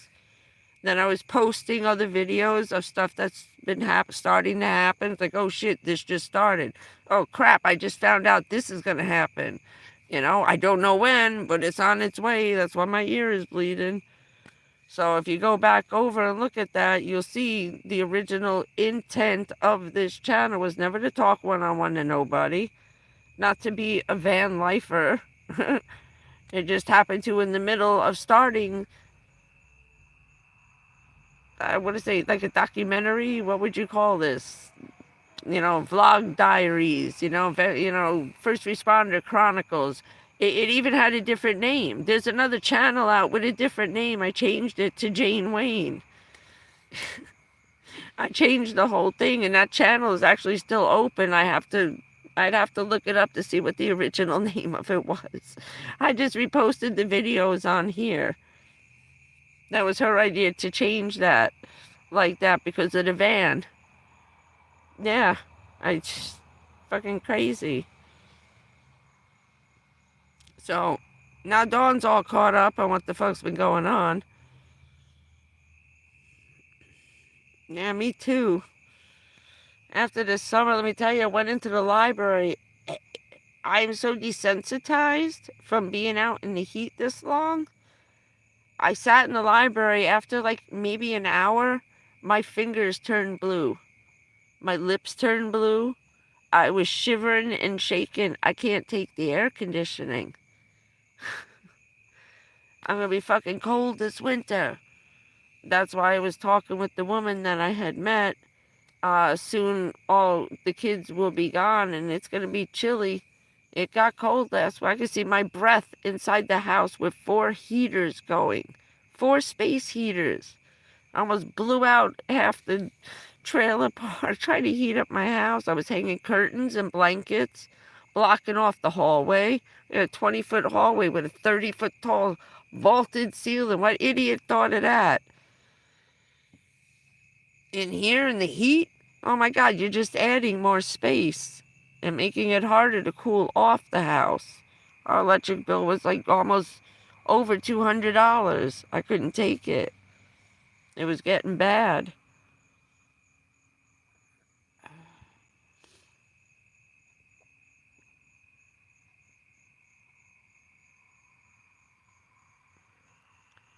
Oh, you're 25th.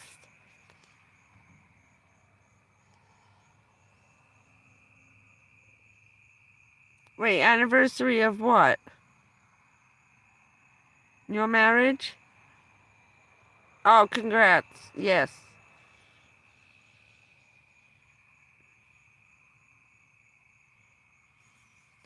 Yesterday, that's why I also been pissing because I was in a bad mood. Yesterday would have been our 27th anniversary. So I was, and then I met that guy in the morning, and I was like, I had to meet him today. You had to put him in my way today.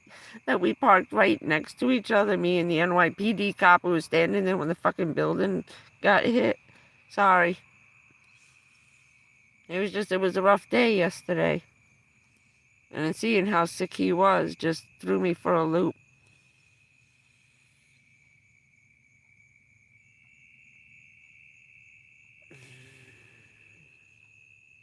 Oh, sorry, Ray. I know it sucks. It's like it was yesterday.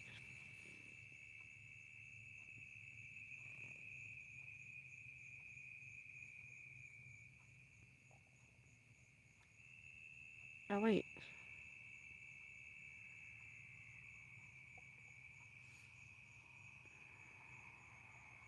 Yeah, I'm missing that.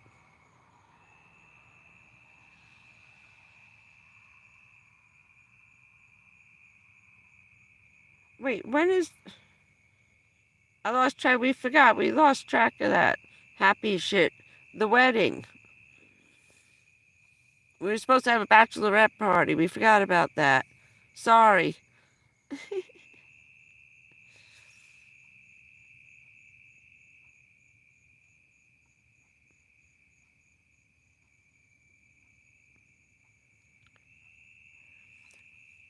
Would your sweetheart get mad if we send you a strippergram to the house? My friend got a cop. And of course, they all fucking fell for it. Because the music was loud and he's banging on the freaking door. They really look like cops when they show up. I'll tell you that right now. They got nice-ass uniforms that look real. And they acted real, too. They were all pissy and nasty. So we thought they were cops. Oh, that shit was funny.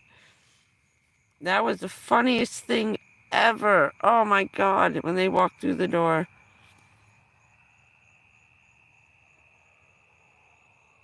I was pretty sure they were, but then again, they were kind of acting like a bunch of assholes, you know? And that was their gig, to make it really look real. until the guy asked her to turn around. She backed up and he grabbed both her breasts with his hands, and I said, yeah, it's a stripper grab.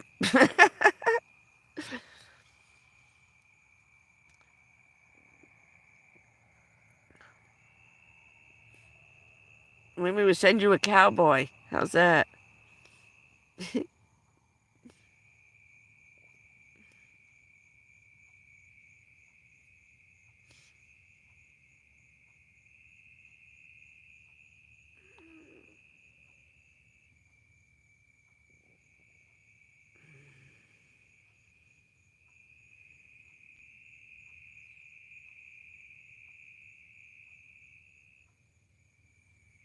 Dyslexic kid. Oh, it's nice. You can never forget your anniversary or your birthday. That was a good one.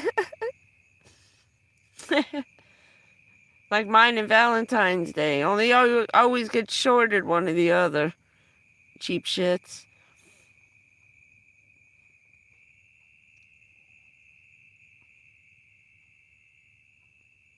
Everything I ever get for my birthday is always red or pink.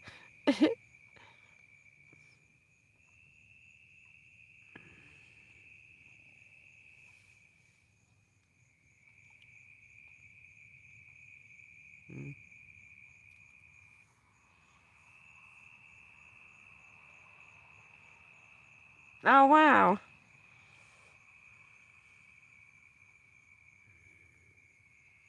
Yeah, no, poor Ray.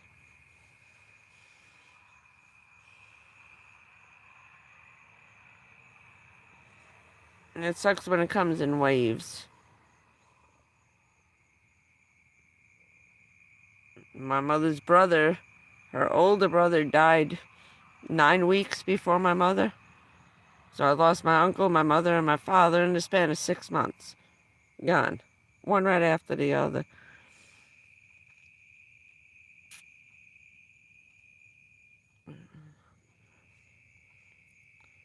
It's like the Little Rascals. It's my birthday, too. Anybody remember that episode? I forgot what they were handing out. Everybody's birthday was the same day. That's cool.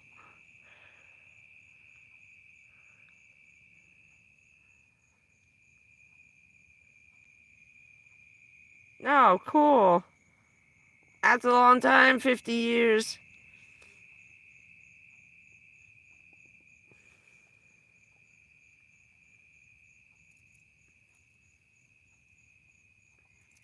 I'm trying to remember. My aunt and uncle were around their 50th when he passed away. I think they just made their 50. Hey, you just got off the mountain.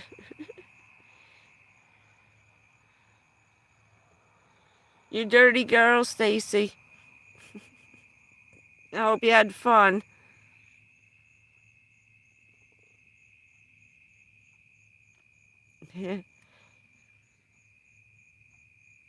Right? I couldn't forget Richard's. His birthday was Columbus Day. He said your birthday is right before Valentine's Day. Your mother's right before St. Patrick's Day, and he lands on what's this? Columbus Day. I said, screw you, at least you got a day off of school, you jerk.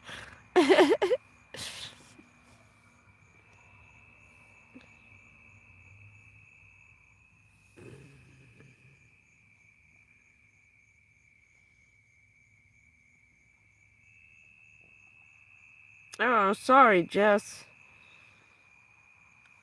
I took care of my grandma at home at the hospice. I signed her out of the hospital, and I brought her home.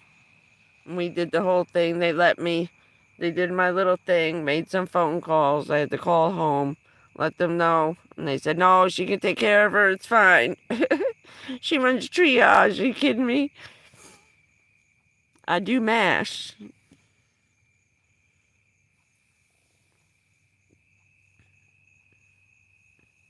After 9/11, Bridget couldn't watch MASH anymore. Drove him nuts. Now she riding those, what the hell were you riding again? Four-wheeling shit. But it's hard, Jess. It takes a while.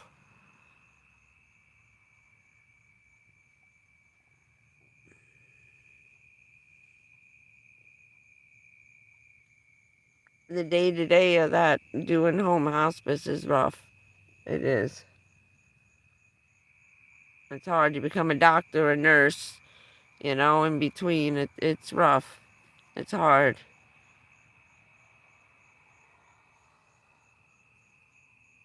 Oh, yeah.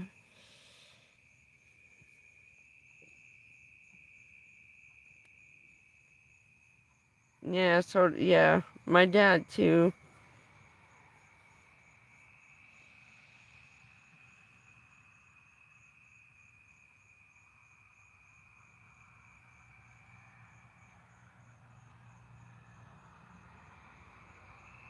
Oh, wow, that sucks.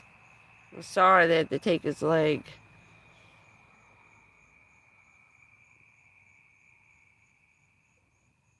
I didn't know they used it in Korea. Shit.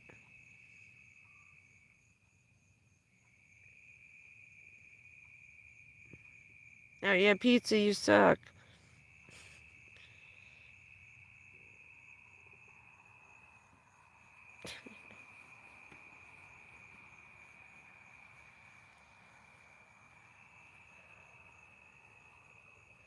Okay, get clean. I love that new picture. That's cute. Very nice.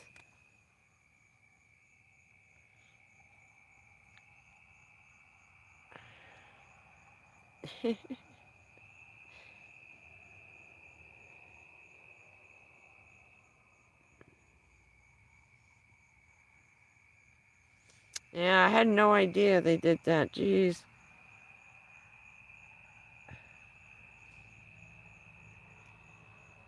Yeah.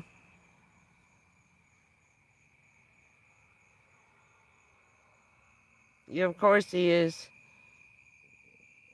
It's better to... My dad was 72. Finally, the kid... That's why I have polycystic kidneys. That's from the Agent Orange and the napalm and the radiation. And then I got it again during 9/11. And that's why I said they used the excuse. Oh, well, what do we know which is which? Well, fuck it, we'll leave you on the list. It's okay, you were there, we know you were there. We got pictures from the eye in the sky. We could see you standing there. We Google mapped your ass. We know exactly where you were. You're good, check. I thought they were gonna fight me and all that because of my dad.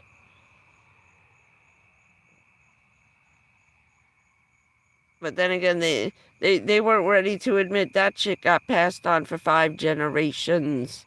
That means my children, my grandchildren, and my great-great-grandchildren, and my great-great-great-grandchildren, that would be including their grandma, I would give this to my children, to my grandchildren, my great-grandchildren, my great-great-grandchildren. 5 generations from me down, coming from my father.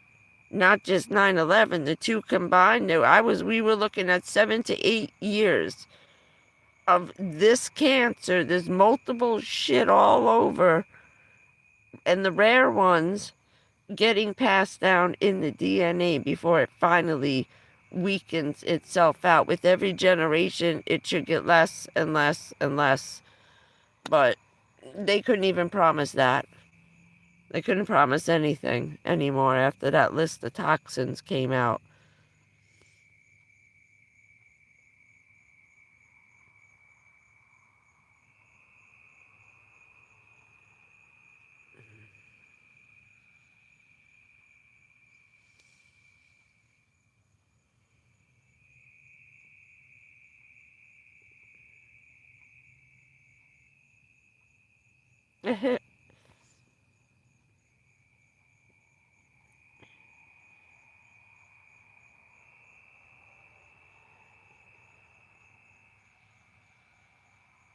Oh my God, Dawn.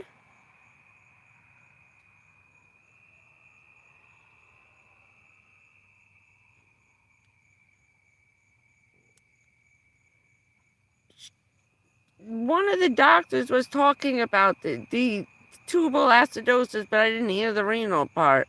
Talking about issues. Jesus.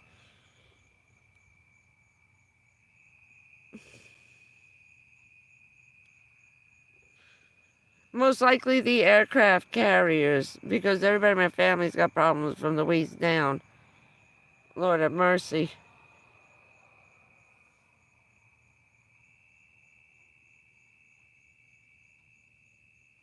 Oh, cool. I'll have to look at that.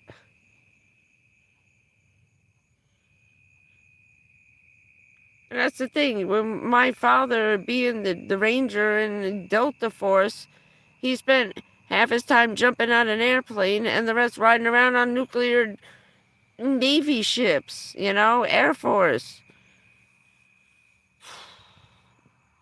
They couldn't take off from the land where they were going. They needed a ride. So he spent so much time at the San Diego Navy base, Paris Island, Camp Lejeune, the top three, that the general just threw his hands up and was like, Jesus, you got hit all the way around. Damn. You know? He said, you just forget it. Like, we're sorry.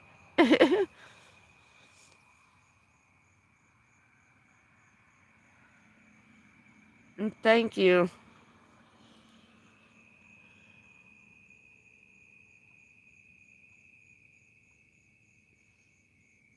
But the cop I met yesterday, he's a little bit older than me, not probably by too much, I don't think. When I really got a good look at him, he's been through 3 open heart surgeries, bypasses. He's showed me all the scars from when they ripped the veins out of his arms. They ran out of veins in the legs. They started taking them out of his arms. Jeez. And I said, well, I don't have to worry about that. I can't be operated anymore. He said, no, he just had his last operation. He can't be put under anesthesia no more, this guy. So they're like, it happens again, that's it. You're going to die or be all screwed up. And I was like, Jesus.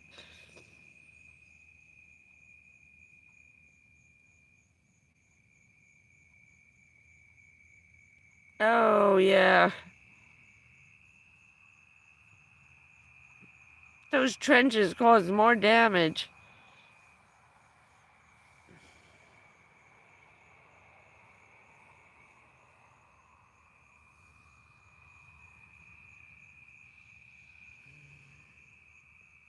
Yeah, it is. Because I don't think Dawn knows.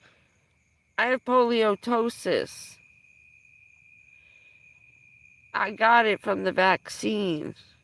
In 1947, 1968, and then 69, and again in, like, I think it was 70 or 71. There's multiple people in my family, some cousins of my mother's, their children got it. So it happened again in the 1980s where a fully live polio vaccine went out to the public by accident. Someone yanked it out of the wrong refrigerator of freshly cooked shit, didn't let it die, and sent out a live polio vaccine, which is what I got the day I was born. I got zapped with the polio vaccine and got polio. So I'm dealing with that shit too my whole life. I didn't walk until I was 7 years old, Dawn. I crawled on the ground, dragging my ass around like a sniper.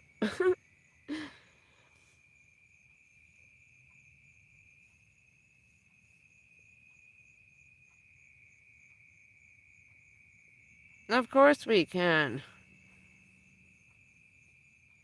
It's possible people can actually say, I'm sorry, I fucked up. I didn't mean it. Even if you could just fuck it, let it go.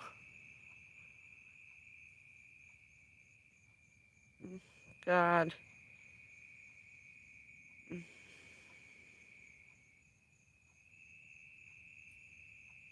Oh, wow. That's cool. My, oh, I put the shirt away. My last name is Benyon Tinker. Tinker Air Force Base. That's my mother's grandfather, her father's father. Captain Benyon of the Navy, the Benyon destroyer class of ships, was on the USS West Virginia that went down in Pearl Harbor. He was the captain. They named that whole fleet after him. Benyon's daughter married Tinker's son. Those are my grandparents. The heads of the Navy and the Air Force. I was telling Stacy I'm gonna write them I'm gonna write Tinker Air Force Base a letter, and call them and say, "Yo, I'll swap you my mom's remains to put inside the museum for my family, the Tinker Heritage Society, because they started that shit. My grandfather was in charge of the polio program." Yeah, quite an accident. Everybody in our family got polio, but the rare form where you can actually walk and function, not the one that puts you in a wheelchair. We got very lucky in our family. Anywho, yeah, Grandpa was a dick.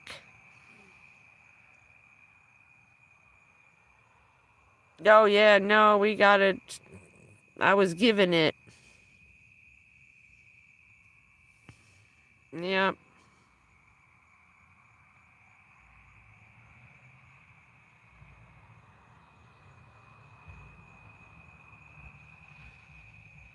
Oh, Jesus.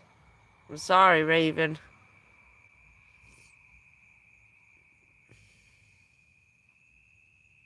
Yeah, that's cool.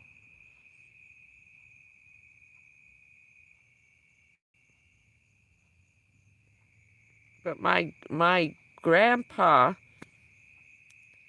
the Tinker Air Force jerk, his intern on the vaccine program, if you look that up, find a young Dr. Fauci between the age of 21 and 24, because I believe he was 26 when he became head of the vaccine programs. My grandfather put him there. There's pictures of my grandfather and Dr. Fauci and 25 years old. Richard passed out. He was Googling Fauci to check him out. And he says, "Tinker." He says, "That's Major General Clarence Tinker?" I said, "Yeah, that's my grandpa. You found him?" He's like, pictures of them going through doing experiments on with the fucking polio virus. So my own grandfather fucking did this to me, my cousins, experimented on my mother. They tried out the vaccines on their own family members first. There was a whole things about that. Instead of first sending it out to the public, they used their own family members as guinea pigs. That was the 1950s. That's what happened to my mother. My grandfather gave it to her first, then when I was born, they snatched me away and did it to me. It's not passed on. You have to give it to you. And then I found 3 more cousins. They were boys. They screwed up the boys worse than the girls. The girls seemed to be gotten the better of it. But my boy cousin is sitting in a wheelchair. He can't walk. I'm fine. Well, it took me 7 years to be able to freaking walk because of my father and his Delta Force unit working my ass every day that they were home. If it weren't for them, if it weren't for the Marines, I wouldn't be walking. I'd be sitting in a wheelchair like my cousin. And my mother and I got 2 different versions of it. Mine is milder than the one my mom got. No, neither was my grandfather. Not a good guy.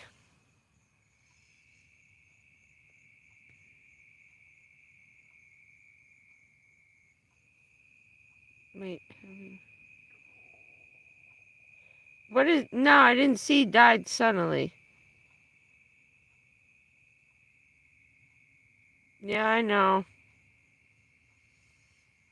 Look what happened with the anthrax vaccine. I had to fight that tooth and nail again. After 9/11, we had crazy stuff going through the mail.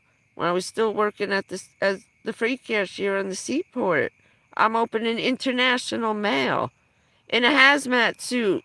Meanwhile, the DHL guy is walking in with 100 envelopes in a giant milk crate for me because I'm doing 5,000 freight releases a day and in comes 1,200 checks all at once for breakfast. It's 7 o'clock in the morning because the warehouse opens at 8, and they're hoping I can get all 2,000 of these done before the trucks pull up.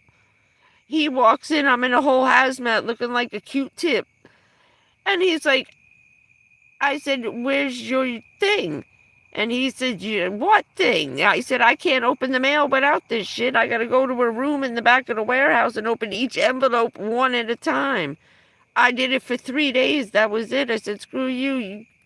Someone else do this shit. I'm done. And that was after 9/11.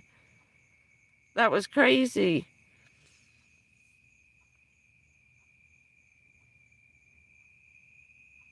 And that's when they sent, what did they send? Cornstarch and baby powder to that congressman. Then they sent another one to the White House. They were just being assholes.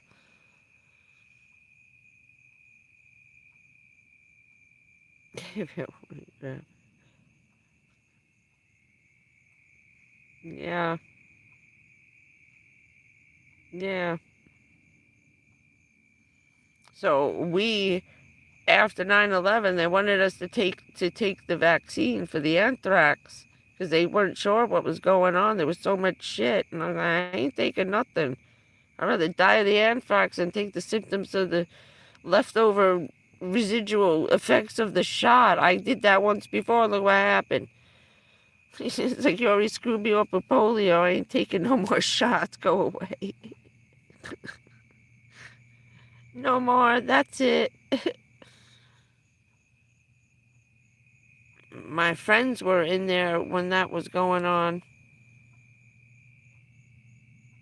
I think that's why a friend of mine actually came home. They sent him home. They gave him kind of like a Section 8. They gave him like a mental discharge. Said he couldn't hack, and he was a little small. I was surprised they took him anyway. He's not a big guy. You know what I mean? And he just joined to get the hell out of his house from being beaten up by his stepfather. You know what I mean? I think he was hoping that the Army would put some weight on me, come back and kick that bastard's ass for burning him with cigarettes while we were little. But yeah, I think it was the vaccines that if they didn't take it, they got thrown out. And because he had issues with what was going on over there and things that had happened by accident, my friend was in Baghdad when it's like 2,000 12-year-olds were all wrapped up with their masks and their shit, and those people like 7 feet tall over there, minimum 6'5". So when you're 12 years old, you got to be at least 6 foot, if not 5'9". They're big dudes over there, the Middle Eastern guys, they're not small. They used to come in, they were like giants. I swear to God, made American men look like friggin' midgets. I felt like an ant. My neck was all the way up in the air. I was looking straight up at the ceiling at the guy's head. That's how tall he was. His knees were in my face, and I was sitting, not his groin, his knees. So these little kids came out all wrapped up with goggles and night vision and shit, and by the time the last bullet was fired and they walked over and they started pulling the masks and the shit and the scarves off these guys' faces that they just outright ambushed because they saw them coming and got them they were on top of the buildings and shot down right into the valley. They walked right into it and they killed them all almost. I think maybe 50 lived out of that whole group that we took out. After we killed them all, we found out there were a bunch of 12-year-olds. It was like, you bastard. They had no idea till after it was all over what they had done. That was it. Pff, gone. Just gone. coming home one at a time. They killed like fucking 2,000 little kids. That's what I don't like about Israel. 12 years old, you join the army. 13, you're wearing a uniform and you got a gun. You go into war. We're the only one that makes you wait. You know, we're like one of the only countries that actually makes you wait till you're 18 to put a gun in your hand and stick you on a battlefield. No wonder why everybody wants... But we're the bad guys. This is why everybody wants to come here.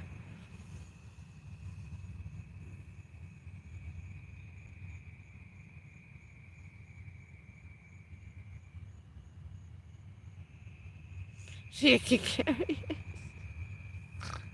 Now it's one bag of groceries, right?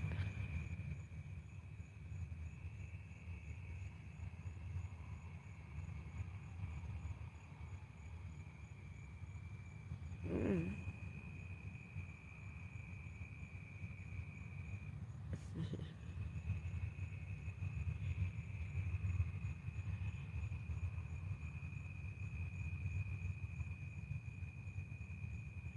No, yeah.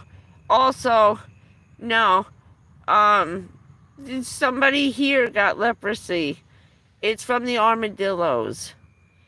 People are running over the armadillos. It's their mating season. They're all over the place. Armadillos in their blood make the leprosy virus. People are picking up the dead animals, taking their shells, doing taxidermy. I had no idea that the blood of an armadillo, their feces, urine, and spit contain that leprosy. Only, I think it's 1% is not immune to it. We've overcome it because we live with them so much and it's everywhere. And all the other animals are eating them and running in our backyards. And anyway, we've kind of become immune to it. The 1% who get it are people who have immune disorders, cancer, or some kind of screwed up blood disease, diabetes. If you got any immune thing happening in your body and you touch these armadillos or someone touched it, comes and touches you, you're going to get it, but not them, and it's curable. As long as you catch it within, nobody's dying from it. If you catch it within the first couple of days of you getting the rash or whatever the first symptom is.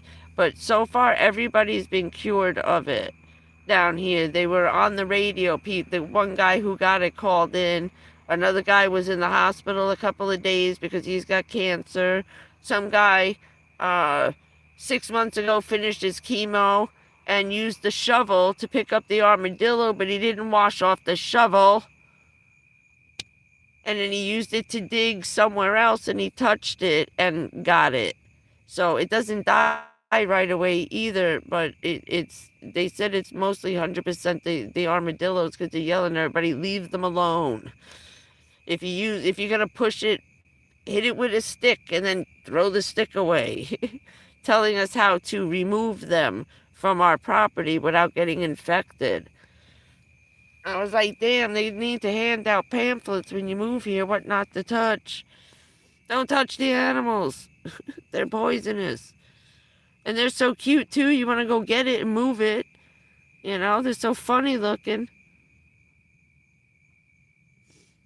These poor little guys. I listened to that whole stupid thing because I wanted to hear about it. I was like, damn, it's in Brevard County? The hell is this shit?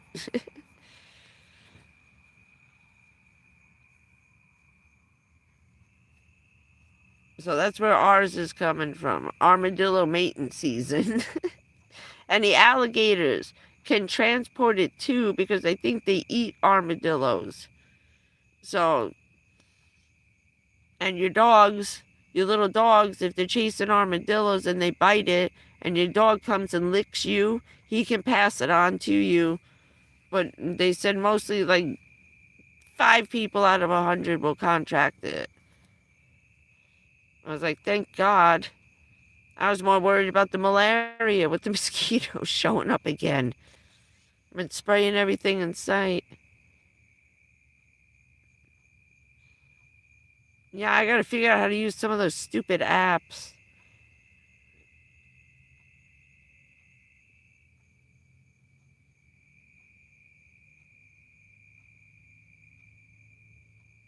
Yeah, I know, right?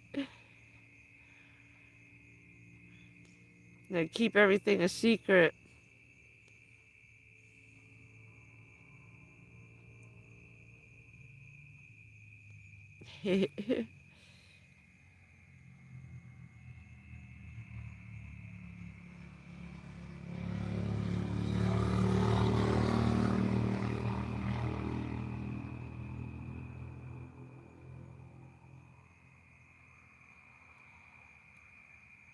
Oh, shit.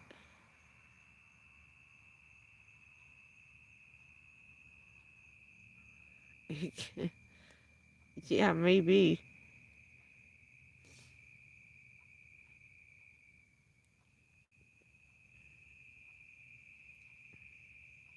Ooh, it's quiet. What time is it?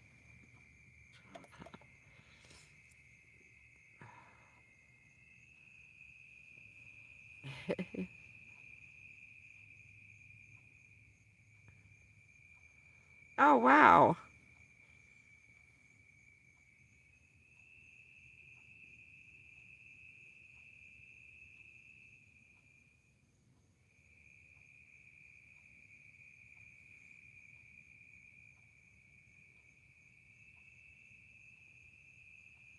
Oh, that's too bad.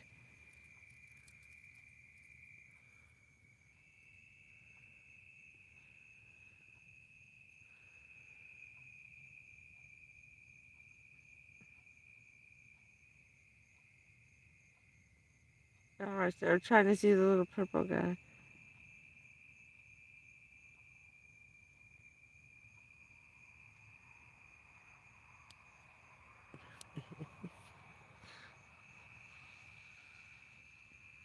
Don't get eaten by no bears.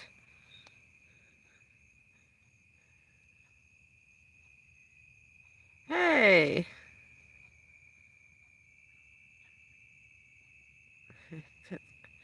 that's crazy. I'm so sorry. That's horrible.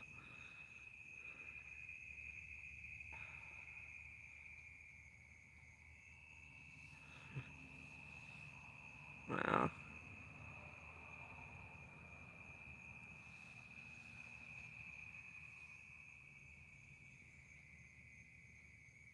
See, that's when the technology comes in handy.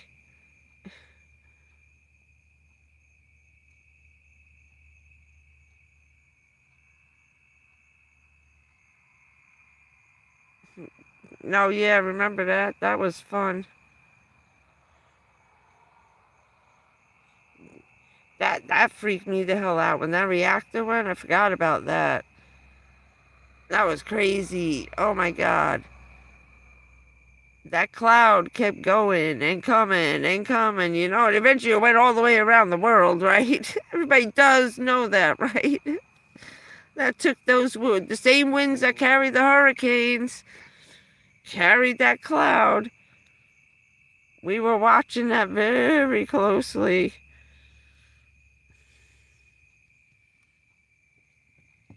And that's the part of the stupid first responding job I hate, because when that shit was going on, bang, right back to work again. Get your ass in front of the TV, listen to the radio, watch this, watch this, watch this, check this, and then the more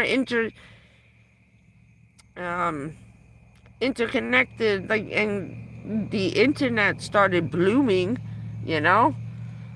This wasn't always the case. This internet just added more work. Check the Weather Channel.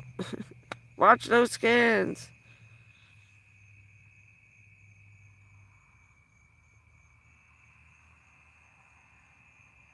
We were sitting inside waiting for it to pass over. We couldn't eat um, out of the Hudson River.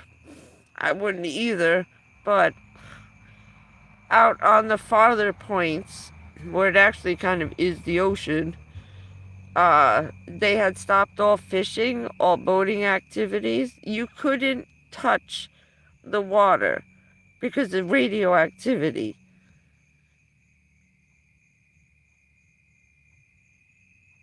But yeah, we probably ate all that seed and grain that it passed over. The rice.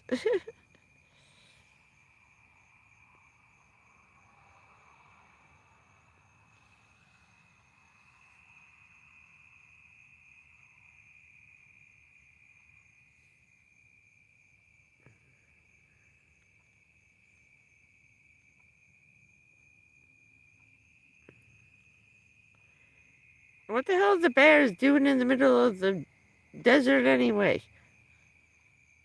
Oh, they came down the mountain. I forgot you're by the mountains too. Ow. Oh. Being lazy, but this is better.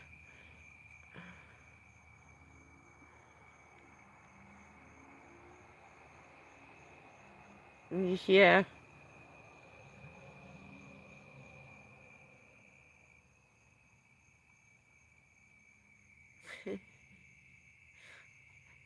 Screw it. You're on vacation. Who cares? How's that noise?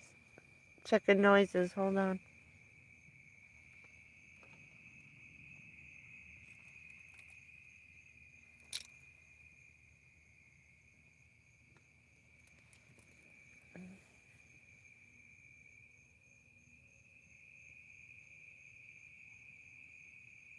Oh, I forgot my window was open. Hold on a minute.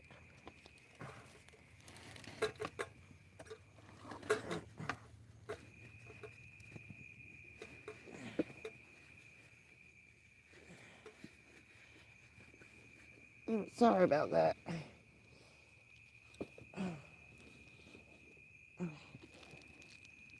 Oh, and it's still down. See, I'll show you what I'm fixing.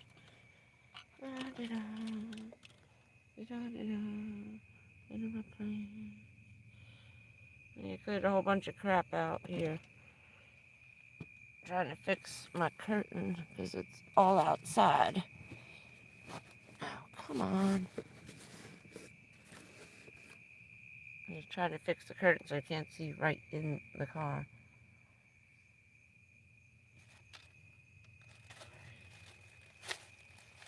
I think everybody's gone. Well, maybe not.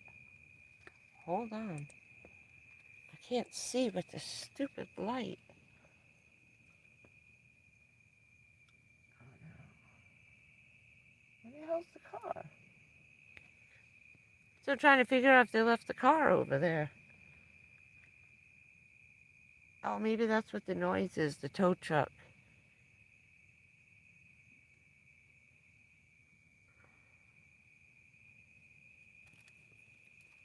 Kind of a lot of metal banging going on over there.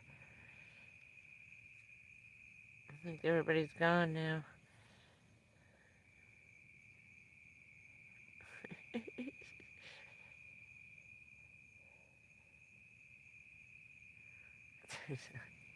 Yeah, that don't work. What you gotta do is make sure you got a nice steak or something good. They like sweet shit, right? Keep a bunch of strawberries with you and just throw it at them and run the other way. They like fruit, right? Just have to have something good they like to eat nearby. We got snuck up on by a bear at the lake. His kids were small. We stayed too long.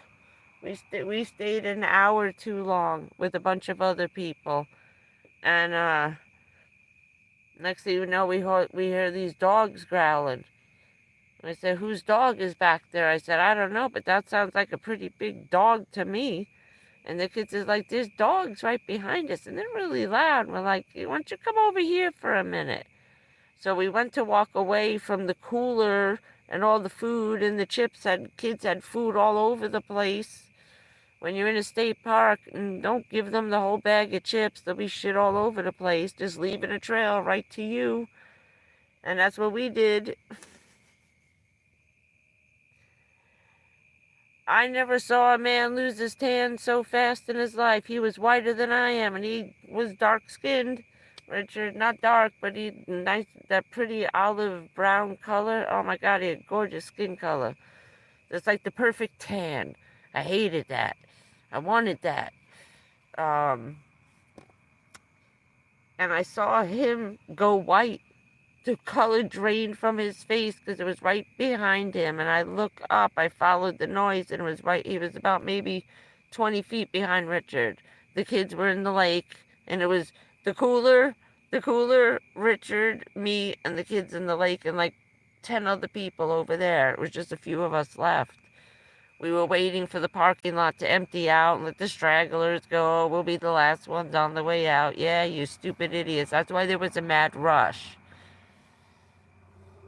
Richie yelled at the kids to get in the lake and keep swimming. They had to swim halfway around. I mean, it was far for them to go, but they were scared shitless and swimming really quick. I walked along the edge of the water. He opened the cooler, grabbed the car keys and my purse and my bag with everything we needed in it. We left the blankets, we left the food, but he popped the cooler open to distract the bear so he could run ahead of me, get the kids, and then I told him just go and open the door. I'm going to walk slow. He may not mess with me, you know, it depends. And I walked with 2 other people, helped me back to the car, 2 men. A lot of the other men took the kids, and then the women, and then 2 guys helped me back because I couldn't run. And we had to walk up some stairs to get up. We were down a cliff, and you could either walk down the cliff that was like this, or the stairs. And I said, shit, I ain't running about a bear either way of that. So the 2 guys stayed behind and helped me back to the car. They were really nice. They didn't have to do that. But the bear was very entertained. The cooler worked. He was very smart. Leave some bait. All he wants is the food, so give it to him. And we left everything there. We went back the next day. The shit was still there. There was food all over the place. We went to the ranger station, told them what happened. It's like, no, that was a good thing to do because that's really all he wanted was the food. If not, he was going to follow you guys all the way back to the parking lot. So whatever you do when you're in the state park, don't park near the dumpsters. Yes, it may be convenient to be right next to that garbage can over there. But now when everybody comes looking for food, he learned that the hard way. We didn't go back there for a while. I felt bad. It was more of a really undone park, you know, not all done up nice with a concession stand. And no, this was a real rugged park with a lake in it up in the Appalachian Mountain. After that, we started going to the one with the concession stand and the hot dogs and the pizzas and the really big bathhouse and showers and the nice ones. What a spider, please.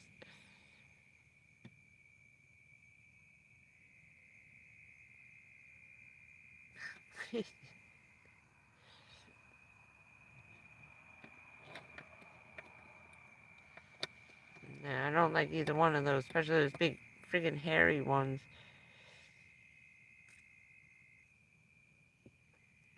South Jersey was covered in them. Upstate New York look like hands walking that big, stuck in your window in between your screen and the glass. I didn't like waking up finding those things when I was a little girl, wedged in between. And those big ones can get in the small spaces that fit between the crack in the windowsill, and he was just looked like a hand right on your window in your face. And it wasn't.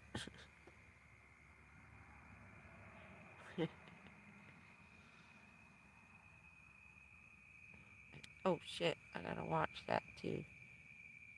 I gotta check my battery, sorry.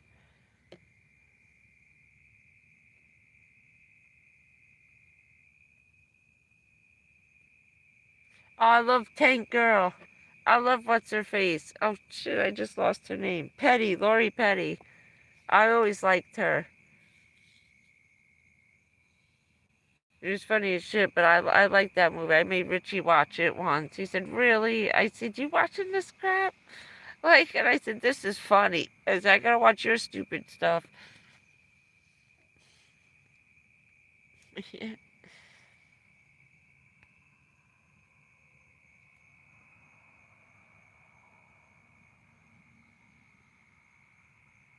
Yeah, so make a giant Jiffy Pop.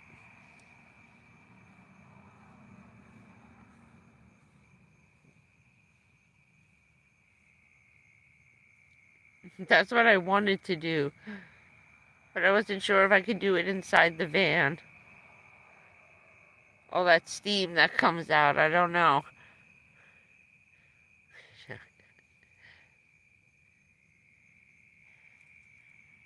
Everybody's being taken care of.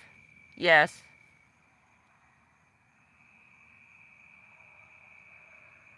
They were with Johnny last night. He was taking care of them. So obviously, if they let her out, she's got him now. She must.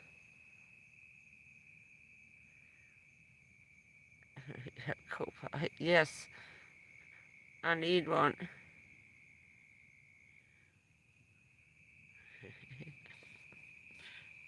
We have a meetup at Ravens. So you got the space. We'll do we'll do a Vanapalooza at your place.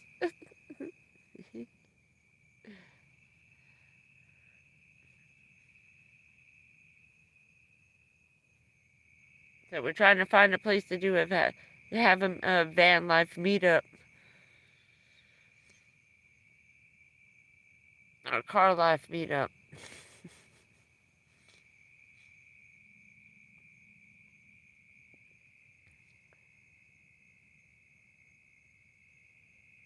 Well done.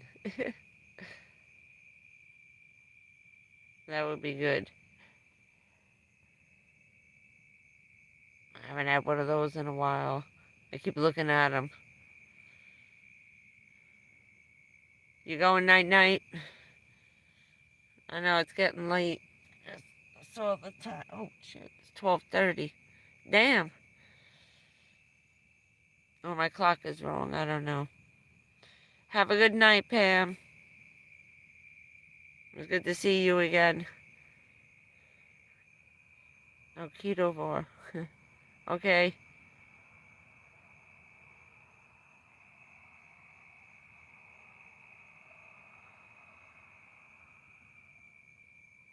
Too bad there wasn't a way to post pictures up, like, you know? But God forbid that could go awry. Who knows what the hell people be throwing up.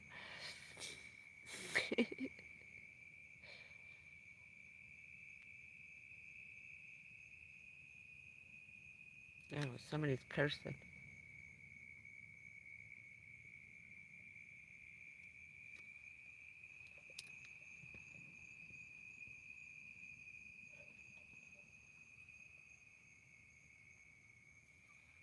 Every once in a while I can hear someone's fighting in the distance. There's some woods over here behind me or someone in another car. The parking lot's kind of full. Maybe I'm keeping everybody awake and she's cursing about me.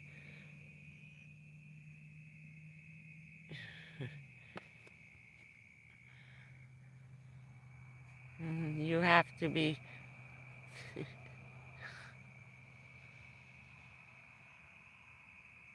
So said, I've been an adult since I'm 10.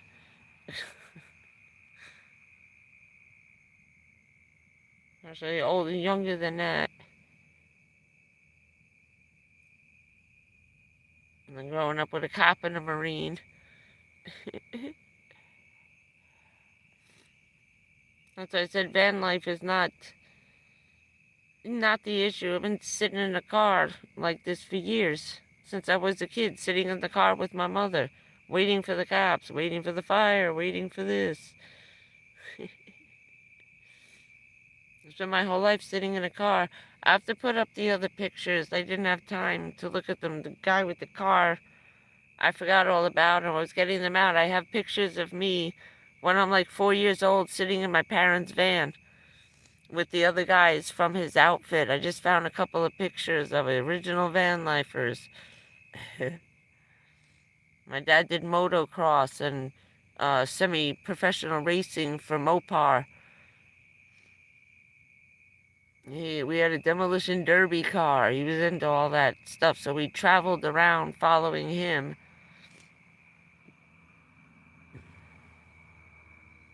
Oh, it's been a hell of a life, Jesus. It's just like non-stop. Thank you. I was hoping stuff was coming across. I was trying to be as transparent as I can. So no, van life is not new to me. I was born in van life. Pictures of my mother holding me as a baby in the back of the VW van that my father ripped everything out and converted it into one of these, what I'm in right now. That's why I was like, I know this is, the best idea I could come up with. And I kept thinking of looking back on their van to what I wanted to do in our van. And all they did was put furniture in it. And use a bunch of L brackets to screw it to the ground in the back of the walls of the van. That's it. That's all they did. Took furniture from the house. Usually it was bathroom furniture that they looked at because it was thinner. Maybe only a foot in width. Stuff for the kitchen was too wide because it had to fit pots and pans in it. But bedside tables, nightstands, those little things, shelves wicker shelves you put in the bathroom, put your shampoo and toilet paper and towels in. That's what was in the back of our van. That's what I did here. I just did what my parents did, so I didn't have to pay for it. But I miss Tank Girl. That was good. You know what I like too, and I know everybody goofs on it? Tropic Thunder. I'm just a dude disguised as another dude pretending to be another dude. That's how I feel at work. Like 5 different jobs.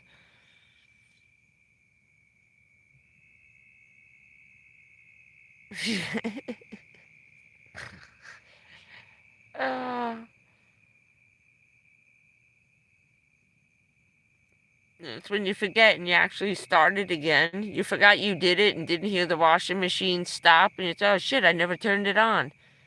Yeah, you did. You just forgot. And I washed clothes like twice one day.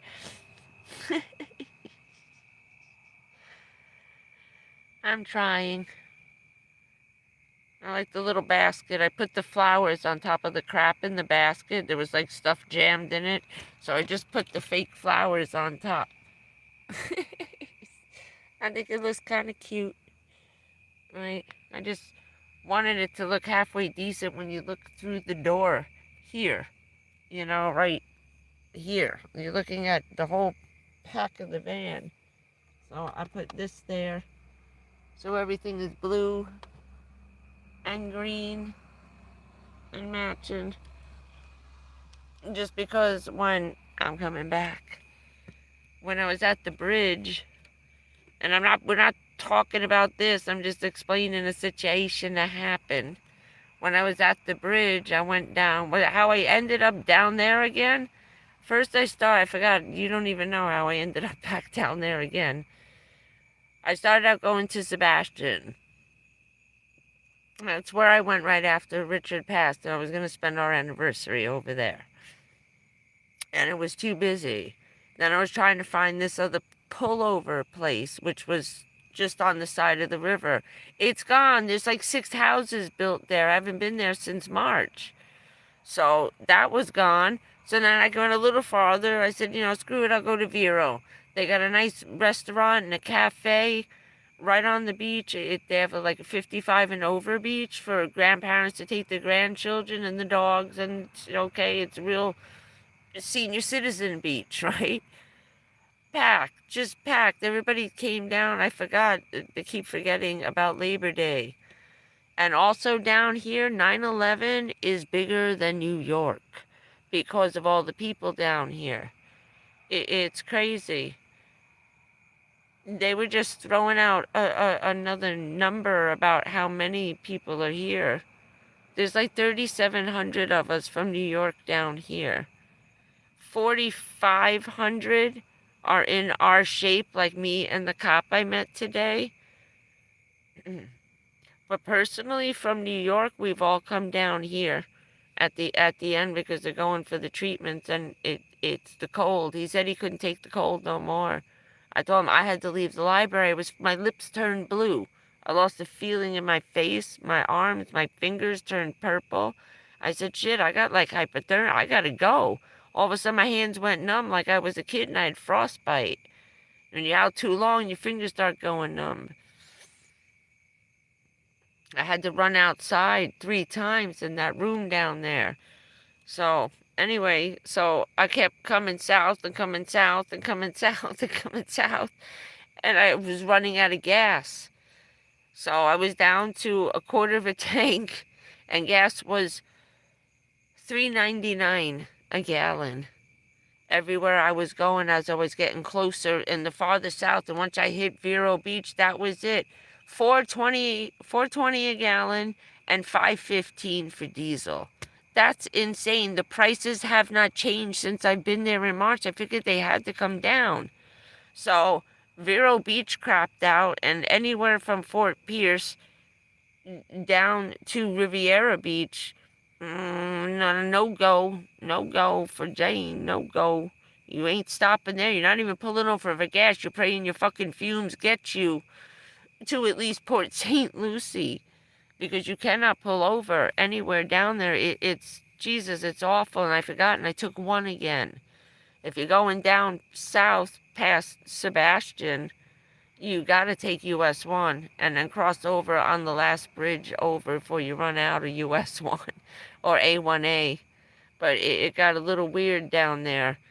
And I said, you know what? I saw the sign. I said, I am 16 miles. I said, I got a 12-minute ride before I can get to that river.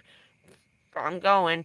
And I pressed on. I said, I think I can make it. I still don't know where the limit is on this tank because I never let it go past where I let it go. And finally I saw Wawa, $3.60 a gallon. I said, oh yes. And I cut people off. I pulled over into the Wawa, got out of the Wawa, came out and took a good look around and thought, what the fuck did you do? I quickly put the gas in my car and got the fuck out of Dodge. But I tried to act like I wasn't nervous about being where I was. I really shouldn't have been there. But I had no choice. I filled up the tank. I threw $40 in, filled it up, and just drove the 12 miles and just sat there. I went from there to the Cracker Barrel, to another place, to a Publix, I went to Culver's, and I was talking with the girl at the window. I said, I'm doing a live stream. She goes, well, we close at 10 o'clock. She goes, you can stay here if you want. We don't care. I said, you don't? She goes, no, we don't give a shit. She goes, you just spent like $25 on a chicken sandwich. You can stay. If you want, just park right over here. And I was like, all right, thanks. Sometimes the lives run long, so they gave me permission to stay there. So I ate there another night, one more night, after the live stream, and they didn't give a shit to let me stay there, because the guy from the Cracker Barrel is an asshole. I don't like that guy. He's a jerk. So I spent one night there. I spent like 5 days there. I was trying to waste the time until I had to come back from the doctor, and I ran into the cop. He came by to say hello, asked, how her and the dogs were doing. I said, they're off on an adventure. She's out west. She was up north, now she's out west. That's all I said. And, because I didn't know why he was asking. I was like, where is she? I was like, I don't know. I said, that I don't know. I remember she was here, and she went up north. She was trying to get to Alaska. I said, but I think that didn't pan out, and now she's going that way. That's all I know. She went west, north and west. And he says, oh, okay, but she hasn't been here. I said, no. I said, she's been gone, I think, since April. I said, and I don't know if she's coming back this way for a while. She got stuff going on out there. He says, oh, okay. So I said, am I leaving? He said, no, he apologized, for being a jerk the first day, and we made up the second time. and apologized. So he was nice again this time. So I was glad. Somebody took spray paint to the palm trees. There's enough bridge down there that they could tag all over the concrete, these kids, and spray painting all over the palm trees. There was garbage, just piles of beer cans. This is kids doing this. Between high school and probably 24 years old. That place went to shit. Those cops don't even like really care anymore. I was there three straight days there by the bridge, and then I went and spent 2 days at the beach, the 24-hour beach where you can stay all day because they got outdoor showers and the really nice bathrooms. And that's a 24 access where they let you sleep there, where I was down the road from the beach. And then I visited a couple of the other places that I found. I went with the cat by myself because she couldn't take the dogs there. So, and then I found another grass mat. Publix still had it, and I grabbed one for $3 again. They're hard to find. This way I have matching window screens for the whole front is done in that grass mat. So I do the side window. One reaches the driver's side to half the windshield. Then I clip them together with my handy dandy dollar store clips. One on the top, one in the bottom. And then I have the other one run across the other windshield. So the entire front of the car the windows are all bambooed out. It looks very nice from the outside. So I needed to do something a little prettier than just reflectics, you know what I mean? I needed it to look pretty inside when you first view in. It can look crappy back there, maybe a little crowded over there. But I was chatting with Stace and the other woman. I have my floaty up there, my big purple raft up there I got for the river. There was a lot of jellyfish in the river, big ones too. So I floated. That's why I wanted the bubble raft. I walked in and tried to swim a little bit. And when I came out, I saw the jellyfish that was the size of a dinner plate out there. And then we have something else, this little blue fish that looks like a fighter fish, but it's actually because it eats the tentacles that fall off the jellyfish. He consumes the poison. So if you just touch it, you're going to get the jellyfish poison. They're telling people they're beautiful. They look like a butterfly fish in the ocean. And they get stuck in the sand and people pick them up to throw them back in or take them home. And they don't realize they're poisonous. I was like, damn, they're so cute.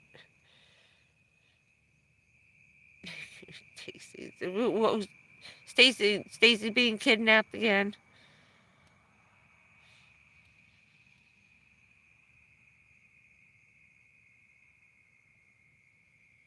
But the element got a little cucamonga down there. And for the first, like, say, 2 days, I hadn't seen the cops. I saw him on day 3. And I never saw him again. He never came back down. They never came. I didn't stay after dark because of some shit that was going on. A bunch of junkies. 6 guys got out of a Toyota Corolla. They slept in it. They were all high. So the guy came back to wake them up because they're going to get more. Kicking the car, screaming at the top of their lungs. They were just, I don't know, fresh out of jail. I have no idea. It looked like a party. And it wasn't like soldiers blowing off steam because they don't do that shit in public. This is a bunch of guys 6 guys sleeping in a Toyota Corolla that fits 4 people. How the hell were they in there in the first place? Because they were whacked and didn't care. Oh, that's nice. It's probably still cold up there, right? Oh, gotta be soon. Is it still cold, Stace?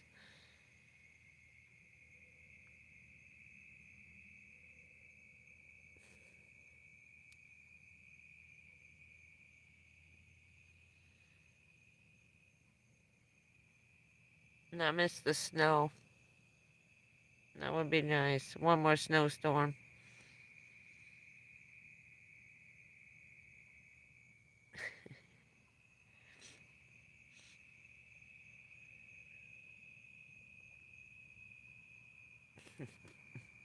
Oh, I'm leaning back again.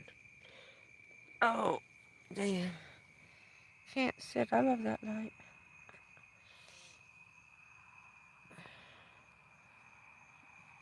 Yeah, right? I wish one more snowball fight. There we go. That's better.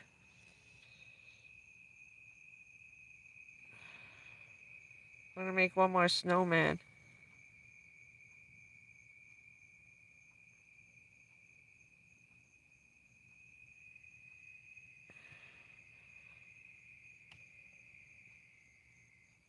That's cool. The snowmobile drag races, right?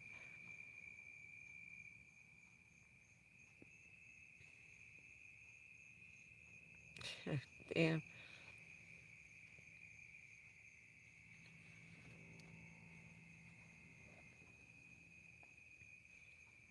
Hey, we can all hate on Stacy. She was wearing a freaking sweatshirt yesterday.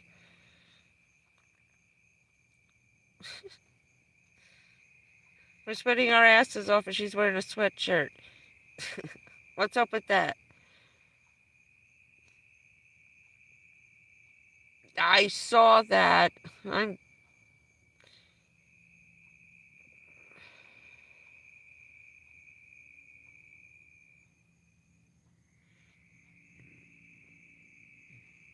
They had one a while ago. I don't think it did as much damage. I don't know how big this one's gonna get, but they got like two in the last couple of years I seen just buzzed them by. I forget which one. It was right when I first moved here. It's like we got one and then they got one and then Texas got that one. It was like bang, bang, bang, and it went all the way around Mexico and started coming up the coast of California. I think Southern California got the brunt of that.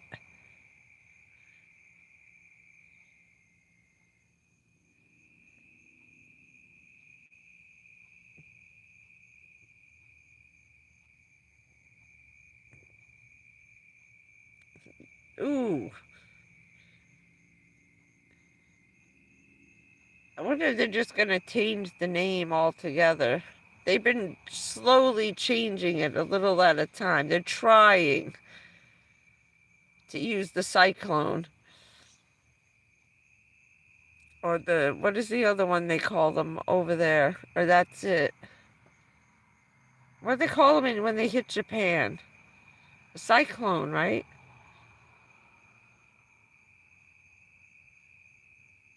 Yeah, I try not to do what I did. I only let it get to half. This way I only got to put half a tank of gas in and I'm full. Which I was waiting for the gas to dwindle down a little bit. Walmart is 3.84 a gallon today.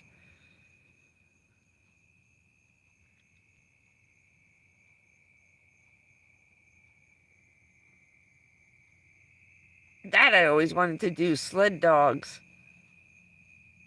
I wanted to go to my mom's best friend, again, one of the wives of my father's uh, unit guys. She moved, they got divorced eventually. She moved to Anchorage, Alaska. But this before there even was a city there. This is a long, long time ago. There was nothing there.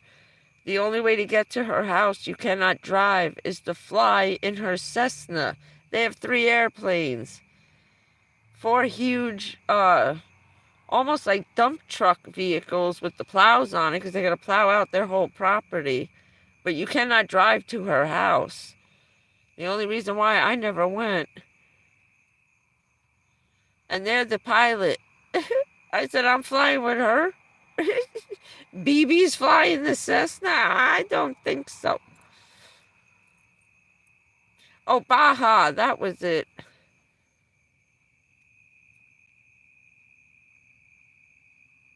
That's where the last one started to buzz by them.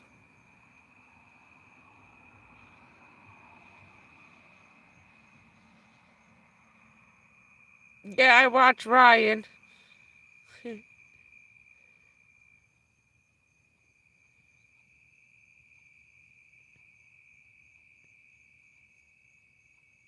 Saturday. Jesus. I'll watch that tomorrow. I think I'm going to run out of juice. That was 33%. What I'm going to do is, I got to check something out real quick.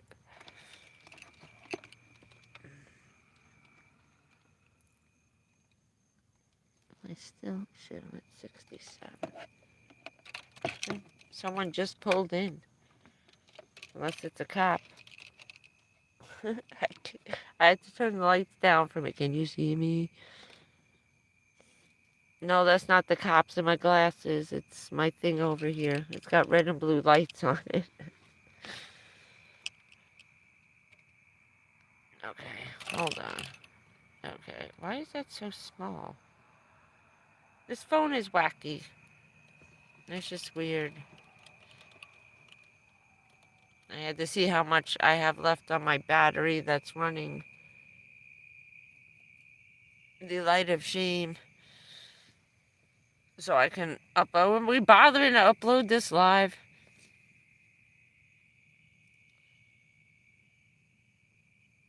Oh, it's at 110 already. What is the pressure? Is the pressure over 950, 980?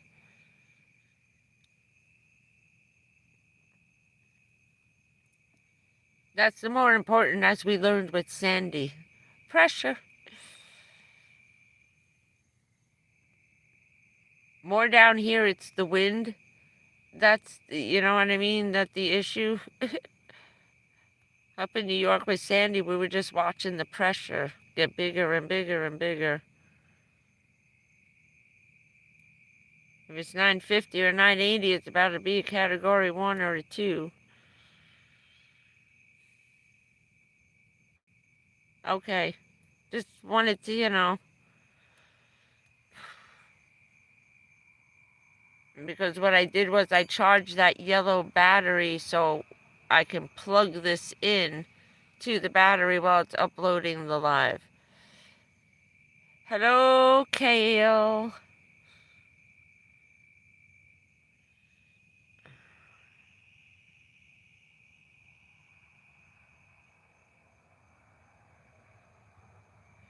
Yeah, I know. I was wondering that too. You know, let me tell you something. Leave. Okay, I will. We've been live for almost 3 hours. 2 hours and 52 minutes. There was a big car accident when I went to go live right across the street. You'll see later. It's been quite the night. A couple of days. Been a weird 3 days, Cal. So as long as I get that little yellow battery, then the lives will go up. Sometimes it does it on its own, YouTube, and sometimes not.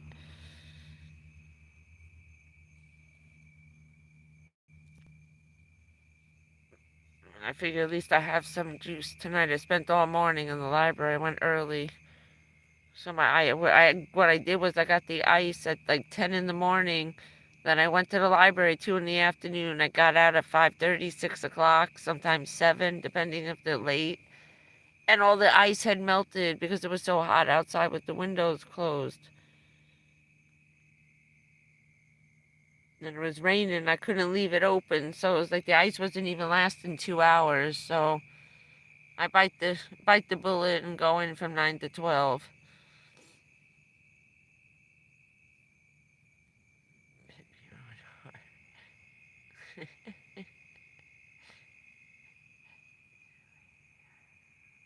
I know. I can't wait till you get here.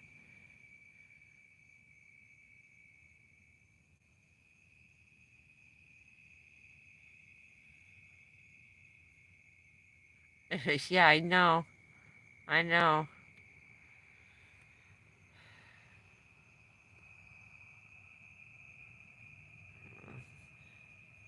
I've been begging God for one more month, you know, between Mr. Kitty and Mr. Mouse. and fixing the van this month. I got no gas money to put away yet. That's coming. That's in September. Going to be a po a month. A lot of soup. I have to put at least $400 away this month. That's it. I need 300 for gas money and 100, God forbid, something happens.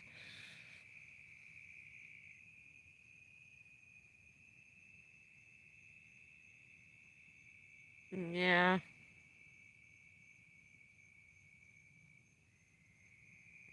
Yeah, I know. I wanted to say that. Thank you. I would have got yelled at. But it was a good saying. It's not like we're being stupid about it. I always say, though, why can't we all just get along? It means everybody.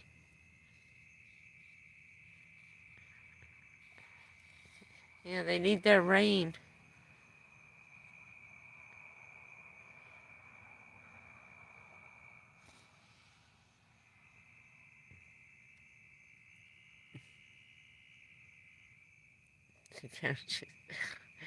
Hoping it'll wash them away. We'll send them. We'll throw out some floaties to them as it takes them out to sea. Bye bye. We'll tell them they're polluting the ocean. Well, they're all out there getting swept out to sea.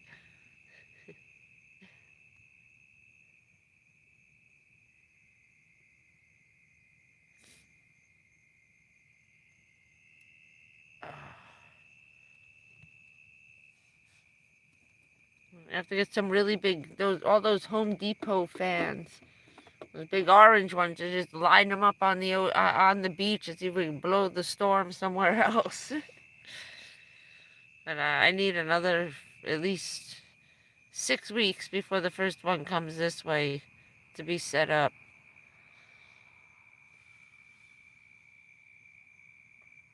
I got enough canned goods in the car, and I don't have to worry in case anything happens to the food stores. And everything I have can get eaten cold. Or heat it up with a sterno can and a pair of pliers. That's a good camping thing, because you got nothing to, you got no cooking. We always at the trailer carry those sterno cans. You can take the jelly out, pour it on your campfire wood, and start your fire instantly. Also, you can open that with a can of pliers, the bent ones that kind of hook on that way. Hold your can over the sterno and heat your food up that way. I gotta see if the dollar store's got a couple of cans of those. Because everybody always wipes out the propane and the butane. Grab some sterno. You can even make coffee with that. The water will get warm enough in one of those tiny metal, like, makeshift coffee pots. Little cheap ones, the aluminum ones, thin ones, the garbage.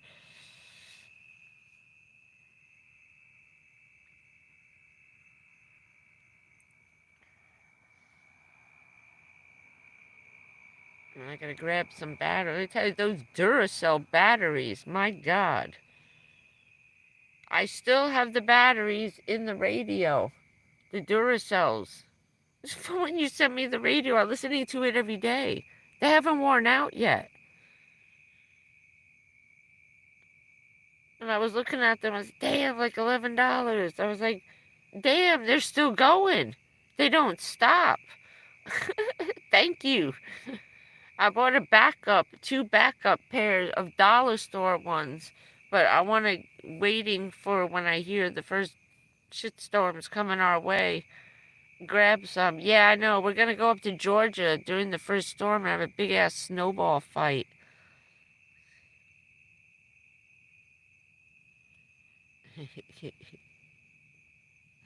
Yeah, I know, right? Those things don't die. I really can't believe the radio's still going. And I fall asleep with it on. It's on all the time. Told you that's my thing. Gotta have that on, but that's just from being down here. That I'm used to having the radio on all day long, listening for political crap, listening to the talk radio, taking notes during election time. It's always fun when there's an emergency during election season, especially when there's an election coming up that's really big. Always like the November ones where we have crazy ass snowstorms and blizzards that come out of nowhere right after Thanksgiving, at Halloween. Those are good ones. And we get ice storms. It drops down. We got, I think it was like 40 degrees one election day. It was like 65, 70, just starting to get ready. You start getting cold for Thanksgiving, really. Next thing you know, we have an ice storm with like sleet. We're standing outside handing out ballots, handing out papers and leaflets and stickers and crap at the door. Everybody's freezing to death, covered in ice.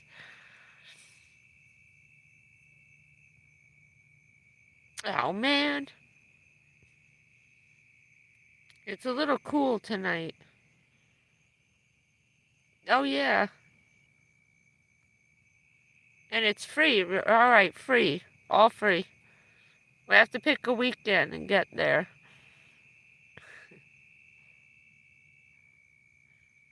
Maybe we could have a Halloween costume party meetup on the beach. Is it too cold at Halloween?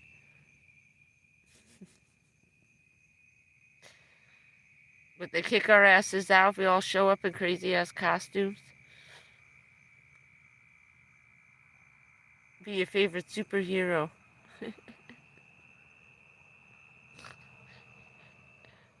Oh, that would be funny.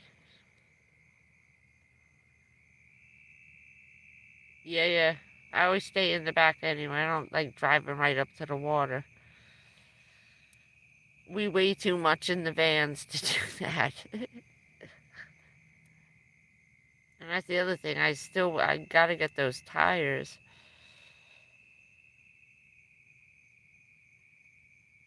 I want to get the all-terrains. I found them online for the car. What I was going to do was buy one a month and just have the mechanic tie them down to the roof. I figured 1, 2, 3, and by the time I get the 4th one in the mail, I'll have them put on the tires or just get 2 at a time. And put the backs on and then put the fronts on.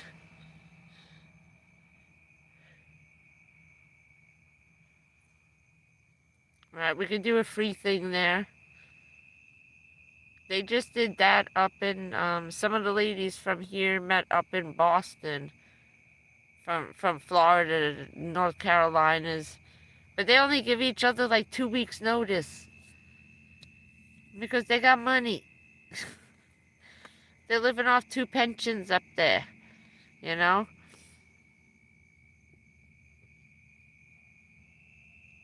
It was like, next week if y'all want to come up to Boston. And I was like, what'd you give everybody, 5 days notice?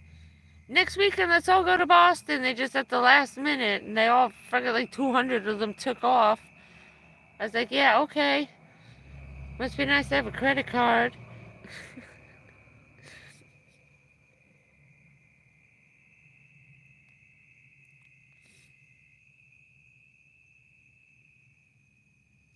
That would be nice. Especially when everything thins out over here eventually. Where am I going? Oh, okay. We're running out of juice. We're down to 25%. The phone is cutting us off. 3 hours, that's our limit. Okay. Well, next time what I can do is start on the phone. We do a marathon. And then continue part 2 from the iPad. I can do that.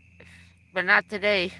I was watching that For All Mankind on Apple TV. That's excellent. You want to see what it's been like what it's like living with somebody who does something stupid for a living. And then everybody else in the family does the same thing. The NASA thing, because most of them are military. You know, it's pretty cool. I cried a lot. I'm up to season 3 already. I haven't stopped watching it and crying, and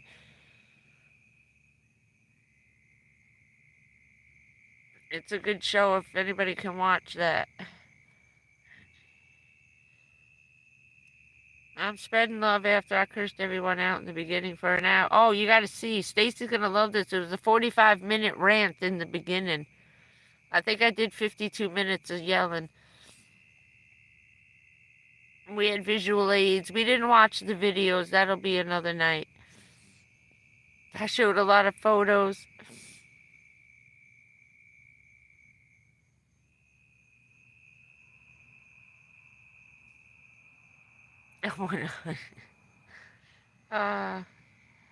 No, it won't delete. I'm gonna plug it in. Like I'm plugging in the fan to be able to use it. It's charging and I'm using it at the same time. So I thought if it works with the phone, maybe it'll work with the fan. And it does. The fan works.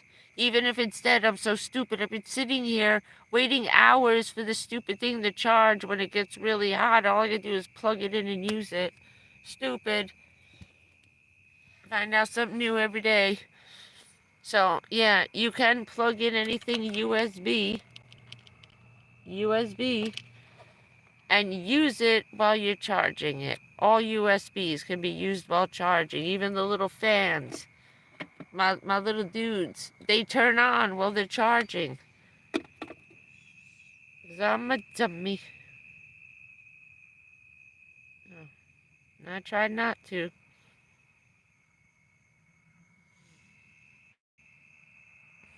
So hopefully they got that figured out, that they're sitting there cursing out a cop, okay? An officer of law enforcement giving me the finger, telling me to go fuck myself, and I'm from 9/11. That's what the rant was about in the beginning. Dawn should go back and watch that shit too. You'll like it.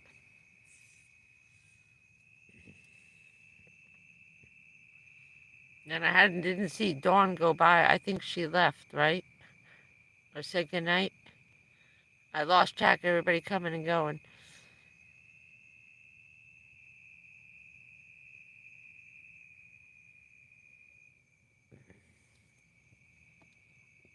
I think people forget who and what I was. Not that I'm being an asshole about it. You know what I mean? But Jesus Christ. Would you walk up and spit on a cop and tell them go get a life? It's because I don't wear a uniform. I'll go get one, okay? I'll get a police uniform, don't worry. I have to sit here in a uniform so everybody stop talking shit. You're getting taken home against your will.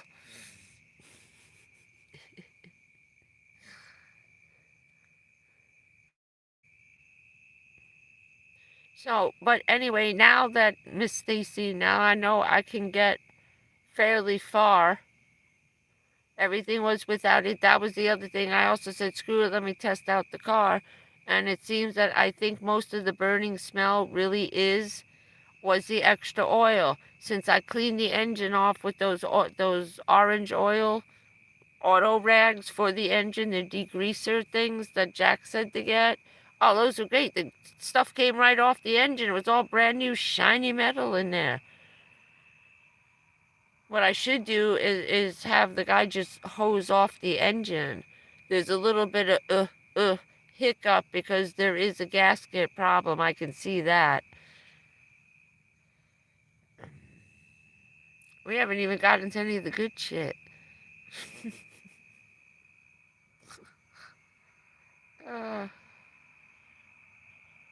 Goofy stories, funny stories, sad stories. I mean, funny shit happens. Funny shit happens. You want to hear really funny? I'll tell you one last fight. This is a funny. We'll end on a funny note, right? And thank God. Hold on. Okay. I had to make sure I could do it. Funny story. One night, the alarms were going off. I get a call from the police department. The fire is on their way. Someone just called in. The fire alarms are going off in their apartment, but they don't smell smoke. A lot of the ants and the bugs get into the electrical wiring, short shit out. That's probably also a problem here in this van. If this guy had boric acid all over, there had to be some kind of bug problem, because all the food and Cheerios and Nerds and Crandy I found underneath all the carpet in the car, I'm sure there was a little bug fest happening in here, right? But everybody's got it. So I've caught mostly everybody who's been wandering in and out by all the doors with the glue traps. Those things are working perfect.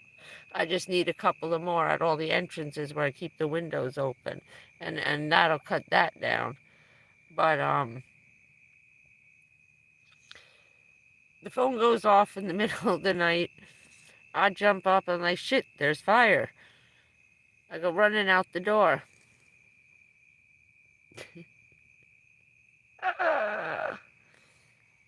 I was doing like a peely mask, and it was like green colored, like a lime green. I had fallen asleep with the mask on my face. The phone went off. I was alone. This was before. And I jumped up and ran out in my bathrobe and my sweatpants with my fuzzy slippers on. My friend Casey was there, my Facebook prison partner, and somebody else's cousin, and someone's father, a friend of mine's father who's a cop still, my friend's brother who's now a fireman, and my friend Casey the cop. So I come running down. I'm bringing the elevator. I come down in the elevator. I got the key, because it's the keys that run the elevator and turn them off for the fire. So I have all the emergency keys. I come down, the doors open. They're just coming in because I had propped open the front doors to the lobby, ran in, went up, got all the elevators, opened the door, checked the floor to see if there was smoke. Yeah, I know I'm running up and down in the elevator, but I got the key. And these were brand new, expensive elevators in this building. So I'm upstairs. I open the door quick because I can open and close them with a turn of the key. I don't have to wait and press a button and close door. They're open and closed, boom, boom. Okay, for the firemen with those keys. It's instantaneous. So I quick open the doors. I can smell smoke. Somebody was burning shit and left a cigar in the ashtray, and it set the other part of the other cigar, and the smoldering set off the alarm in the apartment. It was nothing. So I'm like, I smell kind of funky smoke, but I don't see nothing, so I go down. Well, I forgot I had the mask on my face, and I walk into the lobby with this mask on my face, this big green zit thing all over my face. They're going like this, looking at me. They bust out fucking laughing. They're like, wait. And the guy's coming in, the commander, now their boss is coming in, the fire chief's coming in. The fuck is so funny? Jesus Christ! He starts laughing his ass off. Go. You come with us. So I'm not realizing what they're fucking laughing at. I said, what? I said, all right, my fucking slippers. I thought they're goofing on my fuzzy slippers and my robe. I said, oh, please. I said, you seen nothing worse. I said, in high school, what the fuck are you laughing at? I still don't know. I got the shit on my face. So now I'm in with my friend's father, the grandfather, all my friends from school, their older brothers. We're all in there crammed with 15 firemen in one elevator going up. And all of a sudden, I'm standing, and now I see we got the silver, oh God, stainless steel where the buttons are. And it's all nice and shiny because our guys are good, right? I turn around to put the key to get ready to open the door, and I'm looking like this, right at my face, going, oh. I turned around. I said, you fucking asshole. She's just realized you fucking... I thought you were goofing on my slippers. He said, no, I'm fucking laughing at your green face. What are you, fucking aliens over here? Oh, man. Let me tell you, they don't let you forget shit. You can't let cops get you like that. Oh my God. It was relentless. Avocados, oh my God, forget it. It's the green monster. They were 500 stupid names of green shit. Anything green, green slime. Oh my God, I'd show up, there would be all kinds of shit hanging on the door of the senior center. Oh, Lord have mercy. So there's a funny story of first responding stuff, okay? And then my mom getting caught when she fell out of the wheelchair. I can say it. Casey was there again with Richard. My mom was on her way into the shower. So all she had on was her flannel nightie. And she was watering the plants going in to take a shower. She wasn't wearing underpants. So here's a kid she's known since he's 5 years old, who's now a cop instead of instead of his dad. She goes, "Thank God it's you and not your father." You know, and Casey's laughing. Oh, Mel was sorry, and it was he had to get her up. Him and Richard picked her up off the floor when she cracked. My mother had 52 stitches in her head. It was no goddamn joke. So half the town came running. Casey screaming, "It's Mel! It's Mel! It's Melody!" And there were fire trucks, firemen, cop cars coming from everywhere. Like 50 guys showed up because it was my mother. You know, she's there every night with them, with the ambulance and the fire and, you know, all hell breaking loose, you know. And here it was, my mother needed the help because she fell out of the chair. But it was so fucked up that she didn't have on any underwear. And this was a short flannel shirt. Oh, shit, I was laughing to death. I was like, well, I'd rather be caught with the green face than no panties. With my high school football team coming to get me. Oh, okay, I'll try and come up with some funnier shit later on. Everybody have fun watching the first hour. Let me get this shit uploaded, right? That my poor mom. That poor woman on the way out. Oh, that was so funny. Yeah, we're either going to meet in New Mexico or at that stupid beach real soon. That's why she always yelled at me about having the underwear, right? That night of my car accident. Before the first 9/11. I had just taken my oath and we were going out and celebrating amongst ourselves. I had on a leopard print thong and they were cutting my pants off with scissors. Oh, man. I was like, shit, I should have listened to my mother and wore the boring underwear. I was with my friends and they were going to, you know, it was a mixed club, gay and straight. It was a nice place, very nice place. Everybody's kumbaya in the 90s, late 80s and early 90s. This was 1993 and it was everybody loves everybody. Everybody would put down their shit and got along. Didn't matter. It was a nice time then around 93. And because a lot of shit was going on overseas and it was affecting everybody. We knew at one point it's coming back at us over here. We can't piss off everybody and not get some backlash over here once in a while, right? But that was funny and I was thinking, well, you never know. It's a mix. Let me put on some sexy panties. It'd been a while. I hadn't been with anybody in at least a year. So I thought, you never know. You know, Mom told me to be prepared. Yeah, I should have put the granny panties on that night. I said, "Don't cut my pants off." I begged them not to go all the way up. I said, "You leave my fucking pants on, you cut them into shorts out of respect." You know? And they started laughing. They were nice cops. The firemen were funny as shit. One paramedic standing there and he's cutting my pants and the other cop's like, "Yo, I know she's got leopard panties on. Keep going. Let's see those fuckers." They were Irish cops. They were the firemen. We had a ball. That I just fucked up. It took them 3 hours to get me out of the car, but we had a hell of a laugh. Oh my God, sitting there taking cigarette breaks, the car's covered in things. I said, don't worry, dude, shoot some more foam on the top. Yo, O'Brien, get the foam. He shoots the whole car one more time with foam to hold the cops back because we're going to spray more foam. So the firemen lied to the cops to back them up on the highway because this was like an hour and 20 minutes in and I was still fucking stuck and they couldn't get me out. They only got me halfway out and that sucked.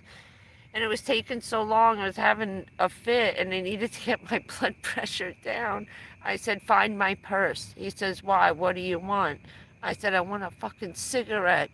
I said, and I know your sons of bitches got it, so hand over a Marlboro now. Get those cops out of here. And he says, oh, I know how to do it. They sprayed, we lied and sprayed foam, backed the cops up 50 feet. So all 12 there were 12 firemen and me, everybody whipped out a cigarette and we took a break because they all smoke. They know they're going to get cancer. It calms the nerves. But yeah, that was a good one. My friends, he couldn't believe it. They let him stay. It was his car.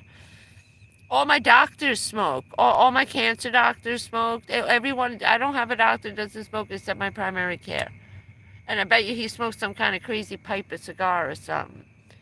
Even the doctors at muscular dystrophy, we were talking about the MS, okay, last time. They all smoke. My head neurologist smokes. Like 2 packs a day. He's awful. Oh, and there goes my battery savers yelling at me again. Hey, Jolene. Oh, shit, we're getting off. I have to go. You guys could probably stay and talk shit. You want to do this again on Saturday night? Tell me now. I'll get everybody get some Jiffy Pop for Saturday. Yeah.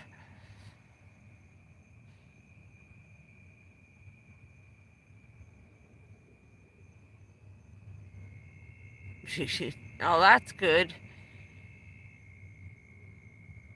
I'm getting it tomorrow. It was raining all day. And I mean bad raining all day. Yes, we can smell it. I want some. Actually, I have a bag here, a little one. The white cheddar popcorn. It's gonna make me smart. Smart popcorn. Come on. Okay, Saturday, everybody get a Jiffy Pop. We'll all make Jiffy Pop during the live.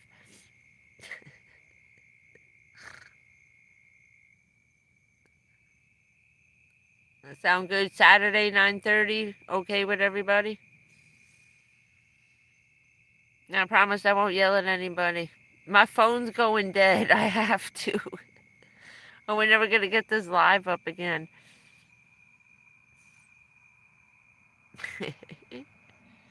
Okay. Everybody get a pack of Uno cards and Jiffy Pop. Let's see if we can freaking play Uno live on YouTube. Everybody go to the dollar store, get Jiffy Pop and a pack of Uno cards. I know, 9 o'clock. I don't know what the hell time was going on. Usually it's 9:30. What's better, 9 or 9:30? I know everybody's kind of that way. West, sort of.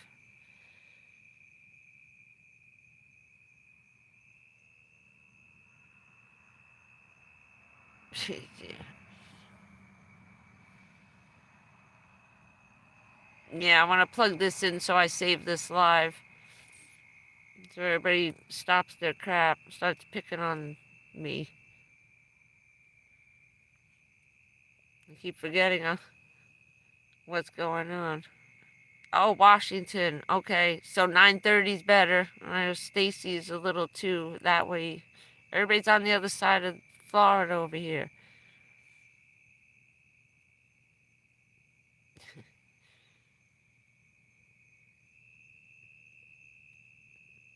Yeah, everybody shout out your channels.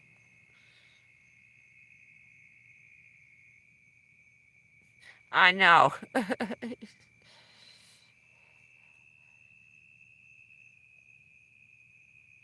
Yeah, I am. That's why I gotta plug it in and start uploading this now. It's gonna take all night.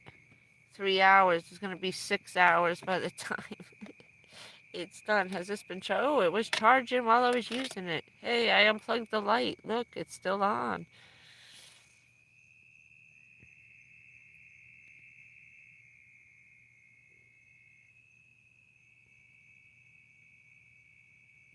Okay, unplug. Oh, hold on. Because I don't have that much juice either. That battery's been running this light now, too. Whoa, that was weird. What do I got left? Yeah, shit. No, I don't. I wish I did. I'm down to like 60%. That's going to take that to charge this and upload that video for the next like 3.5 hours. 3 hours and 25 minutes. Damn, this is never going to upload.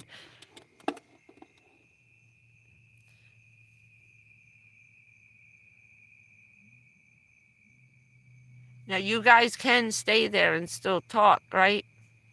I think we sorted this shit out before, because I know before the live goes up, and I think and after, you can still stay on as long as you guys stay open. The chat stays open, right?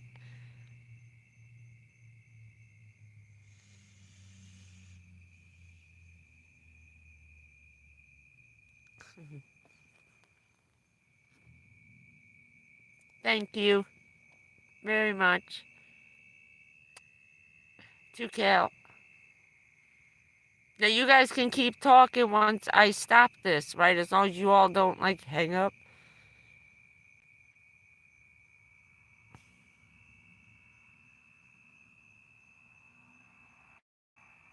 Yes, Ray, you gotta keep these women in fucking line. Thanks, Stacy. Yeah, let me get this uploaded, because you guys are gonna like the beginning.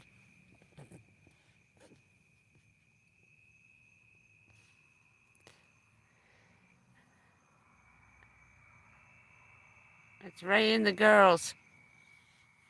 It's Ray's harem. Look out. Thank you, Cal. I appreciate it.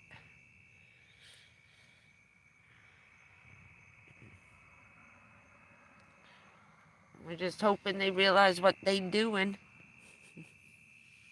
Maybe. Oh, I'm gonna do something funny for Saturday, because it's almost the end of the month. I'm gonna do something funny. Saturday, 9:30. How's that, p.m.? This way I give you an extra half an hour, get your shit together.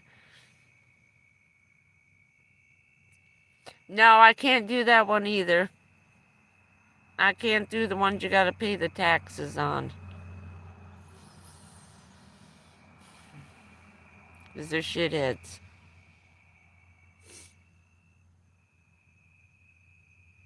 Ooh. It feels nice tonight. I have all the curtains that... Ooh, it is cold out. I just stuck my hand out the window. It's chilly. Yeah, the Cash App. Everybody who's got the Cash App, they have to pay taxes starting January 1st on all the money they've made since the day the Cash App's been invented. So it's no longer tax-free. We are now, the United States, as of January 1st, going to start taxing any money in the Cayman Islands, Virgin Islands, St. Thomas, St. Croix, you get it? All those phony accounts out there, offshore accounts, they're no more offshore. They signed some bill a couple of weeks ago. We got it passed on our side. And as of January 1st, which will now come April, the next tax season, every single dollar you've ever made on that Cash App that's been out for like 2 years now, or a year, or whatever it's been, all that back money is owed. Every single penny you made is now due in April. So if somebody's got that Cash App, stop, cut it off, because all you're doing is racking up tax money for April, unless you got a big enough return to match what you've made on it. Get rid of that app. Or know that now you're having to pay taxes on it. I heard that and I was like, oh well, never mind. Screw it. I don't mess with the taxes no more. I don't make enough to pay taxes anymore.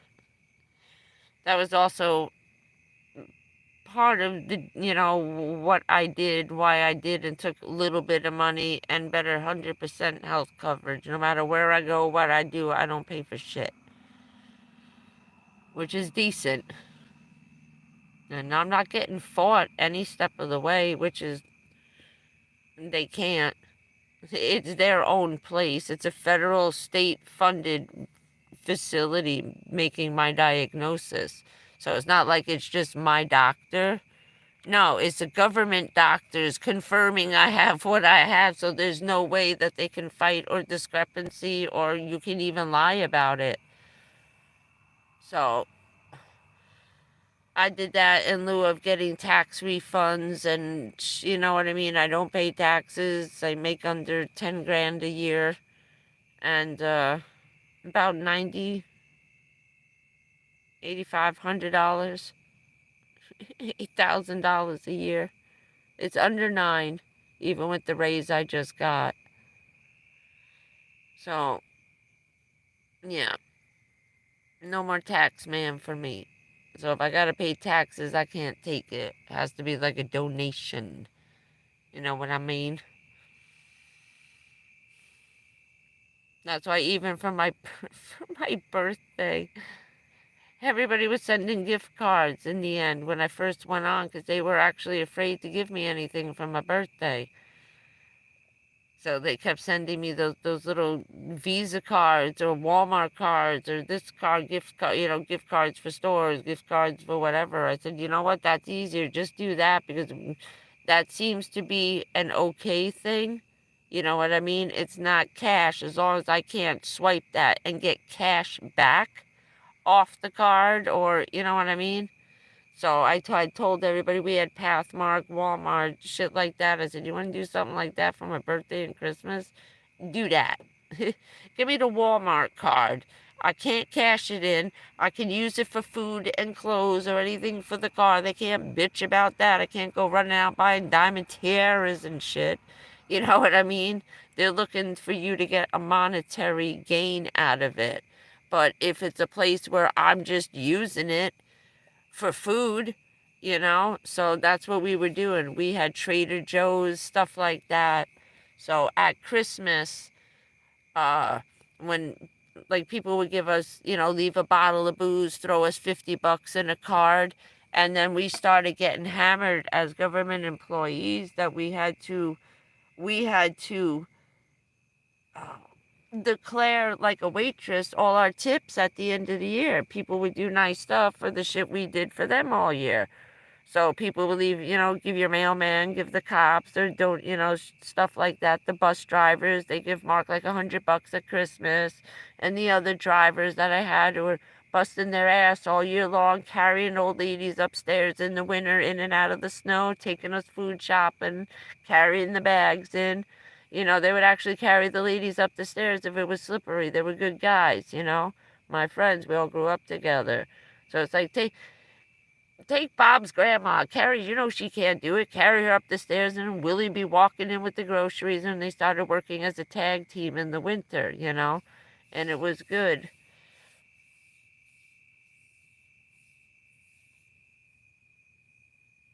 Wait, what did I get from Amazon?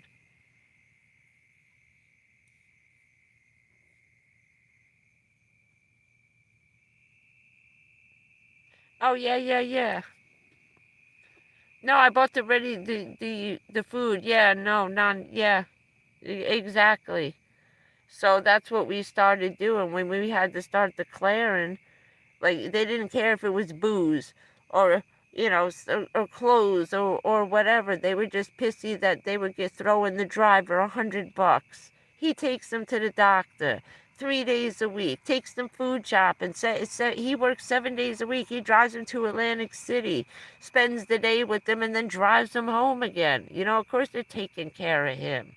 He's their freaking free chauffeur, for what we do for the senior center. That was the seniors. So they started slipping us gift cards, and they couldn't bitch about that. So they were giving us to all the stores and, you know, wherever Mark liked to shop, the outdoor world, they gave him sporting goods ones, you know, shit like that, or gas cards. They couldn't bitch because we were putting gas in the car. As long as you couldn't trade it in for cash and get the money back, it's okay. That's okay. And I said, oh, all right. I said, you know what, screw it, I'll just do the same thing.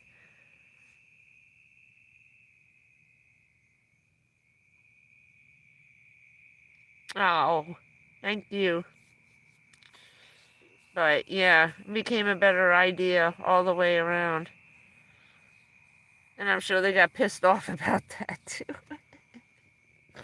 There were ways around giving people stuff without having to pay. But you know what I mean.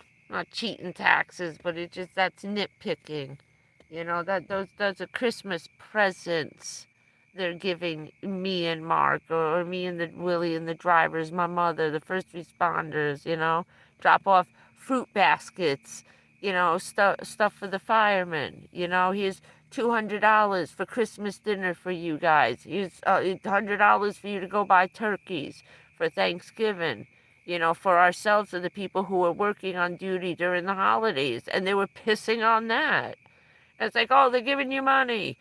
It was like they're paying for the Thanksgiving dinner for the firemen who got to work on duty and put our fires out after we set our shit on fire in the backyard, deep frying shit. You know, and 50 gallons of oil. They're just paying for their dinners. And they started to get in trouble with that stuff, so. Everybody be polite. Or try. It's okay. Shit happens. I don't care. We forgive and forget. But also in the mess of crap, you know, a lot of you guys came in at the end of me moving out of my house and not even really knowing who the fuck is this lady. She just picked up some asshole on the side of the road who's getting kicked out. It's like, no, fucking people missed my other ones where I was putting out. I just started making videos trying to get someone to help me help my freaking house because all the handymen were gone. And I was putting out like SOS, hoping someone on YouTube. I said, if you're in the area and you in Florida and you're on the East Coast still, I need help with my house. Do you know a contractor? Just send me a name. Email me a number. I was begging people on YouTube. Was there any handymen in the area? And they were gone. They never came back. I called 3 of them and they're not coming back. They got the demolition and the reconstruction contracts. So they out there tore everything down, and now they're building everything up. They're making their money, and they're gone.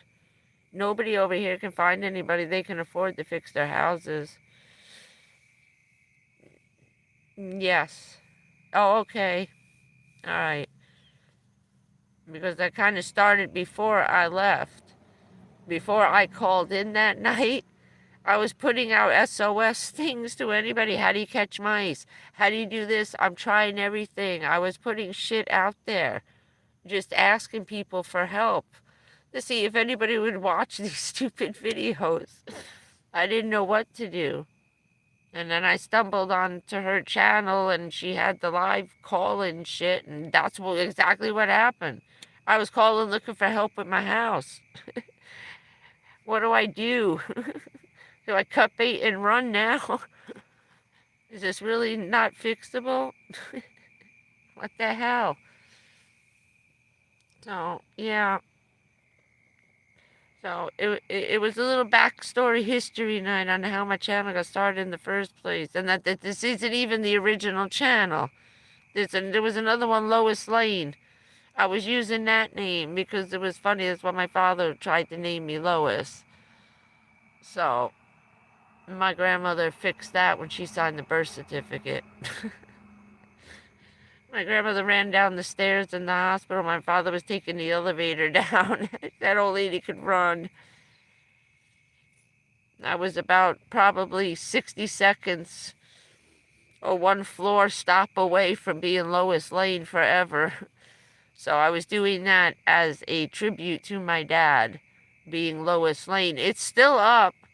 I think it's Lois Lane World Trade Tower or WTC, Lois Lane WTC. I lost the stupid password to get into the account so I could log back in because, like an idiot, I must have shut the app and I couldn't get back in again. And I couldn't remember the password, so I had to start the new one. Oh, my stupid guys. This is still lit. It's still going. I sleep with it on all night. I love that thing. Dollar store. The dollar store. There's a black one with spider webs, but I didn't think it would come out. That thing really, the whole thing glows in the dark. Isn't that cute? There's a video of it too.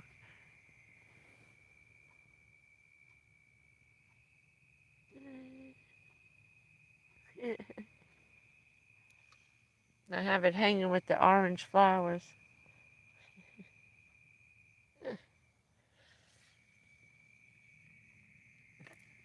It's cute.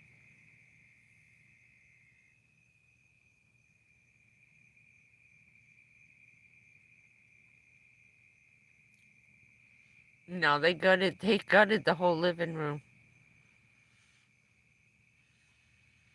Hopefully they stopped at the floors because those were brand new. I don't know, but a man named M. Walker owns it now. And I got a funny feeling it was the first contractor. I offered him the house for like $1,000. And that's just it.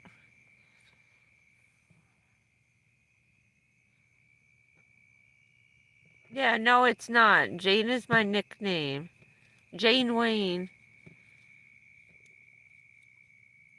That's from high school because my father, I'll show you pictures of my dad. My dad looks just like John Wayne. Plus, doing the 9/11 crap.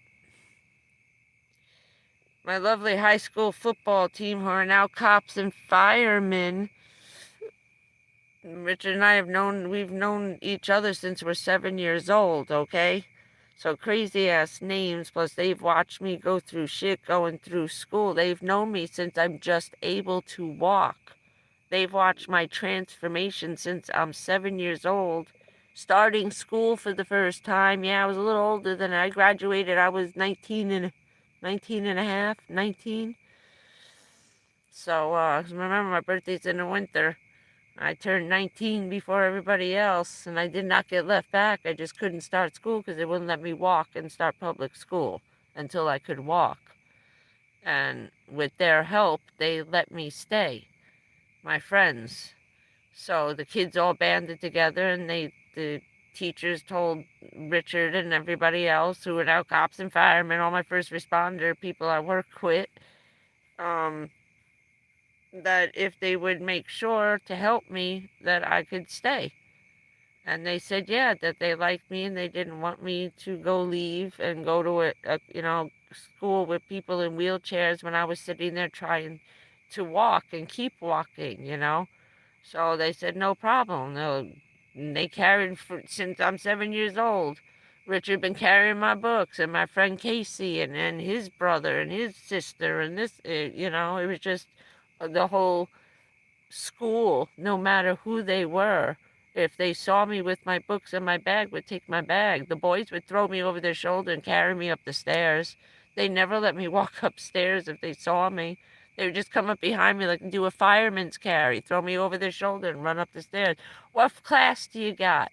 I said, I'm on the 3rd floor today. Then I'm bouncing upside down over someone's shoulders upside down, holding onto their belt loops. I said, something about, said, can we do this another way? And he's like, sure, I'll grab you the other way, but then your head's going to be in my crotch. Would you rather it was in my ass or in my crotch? I said, no, Case, it's all right. I'll have my head bouncing over your ass. That might be a bit much. It was only 8th grade. But, yeah. So, Jayne Wayne was the nickname Richard gave me because I had more balls than John Wayne. And also it rhymed with my last name. Wayne and my last name rhyme. So my first name, yes, is Jennifer. Jane, and they goofed it. It was Jayne Wayne Lane. So when 9/11 happened, Richard decided to resurrect that again, and sitting there covered in dust, and coming in, riding in on a cloud of dust with the car, and it was a whole thing. I mean, yes, we have crazy, weird senses of humor. You know, they call burn victims crispy critters and desensitizing the shit. So it was the goofy joke that John Wayne always rode in, and there was a cloud of dust on his as he's riding in on the horse behind him in the Western. So when I pulled into the parking lot with my car covered in ash, it just clicked in their heads. Boom, there she comes riding in like John Wayne on her horse with a cloud of dust coming off the back of the car. Oh my, and that was it. And it got stuck, and that's it. Jayne Wayne. Little Jayne Wayne. Because I was so small, they used to laugh at me for doing this for a living.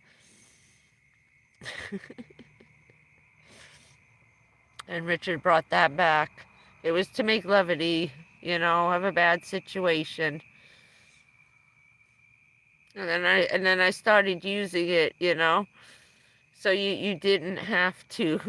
That was my name, Little Jayne Wayne. Because John Wayne don't give up, and he's tough, and he fights, and he gets shot, and he gets back up again. And they had the boys loved John Wayne growing up, so this was like a whole thing for them, goofing on me about it. You fall down, you get back up again. You fall down the stairs, and you get back up again. He said, you don't quit like John Wayne, man. That's right, because your father is John Wayne. They loved my dad, the big-ass Marine. My father looked like John Wayne. He was John Wayne. He was a cavalry. He rode a horse, had his own horse with his big yellow scarf. He used to fuck with the kids. They loved my dad. They loved my dad. He was one of the only really soldiers left in town, None of the men were in their 30s, still being a Navy SEAL at like 35 years old. My father started in 1951. He didn't finish in active duty. His last call was 1980 when he finally retired. And that's what they're telling me. But according to his friend, the general who I met, he said that was it. His last paper, he went inactive. His last active mission was the Beirut hostages, and that was it. After that, the whole platoon, the unit, his unit retired. That particular 101st Airborne were done. They were done. What was left of them, some of them got replaced after they were killed, but we lost a couple over the years when I was young. They didn't come. You see all the cars pulling in the driveway, but, Brian's dad didn't come home. That was fucking heartbreaking. But, yeah, that's what it was. It was braver than John Wayne. And then the firemen are like, you got bigger balls than John Wayne. What the hell are you doing down here with us? A friend of ours was fucking laughing. It's like, because she was stupid. Because they asked her to do something. She said, yeah, I can do that.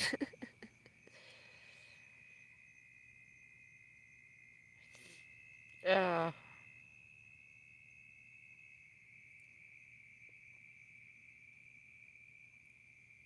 yeah,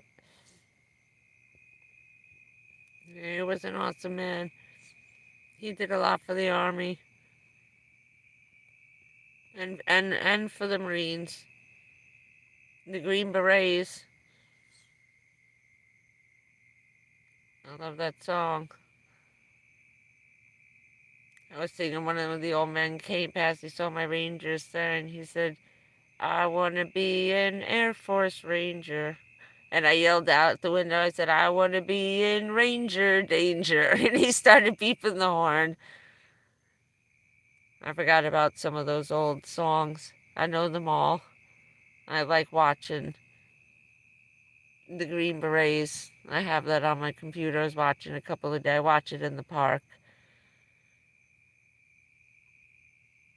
Yeah, he was a good man. He did a lot for them. He stood up to to probably almost the detriment of his career over that whole Vietnam. Everybody's got if you've never seen the Green Berets, you should watch that. That was pretty bold. Talk about pissing off the politicians. That was a good movie. He served them justice. Coming and being the peacekeeping kick-ass and group. Bible in one hand and a gun in the other. If you don't listen to this, we're gonna shoot your ass. Do what this book says and knock it off. We're gonna kill you.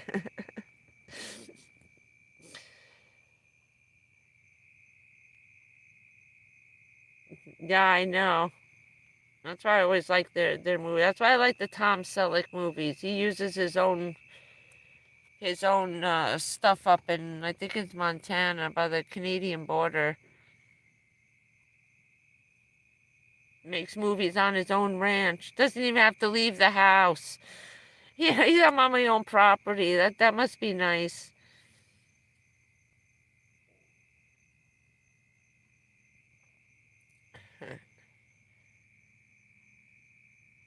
Yeah, it would. That sounds like fun. Oh shit, we're up to 4 hours now. So we keep talking shit. I gotta get this done. Yeah, it's not even charging.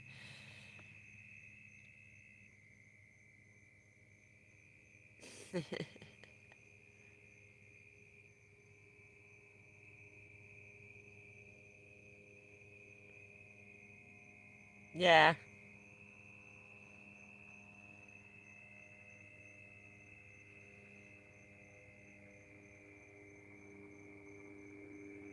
That's probably the only thing we didn't do. We watched the 6:30 news. Just the wrap-ups, like.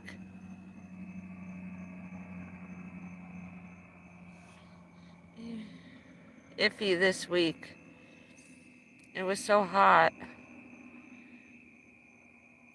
Better with the breeze.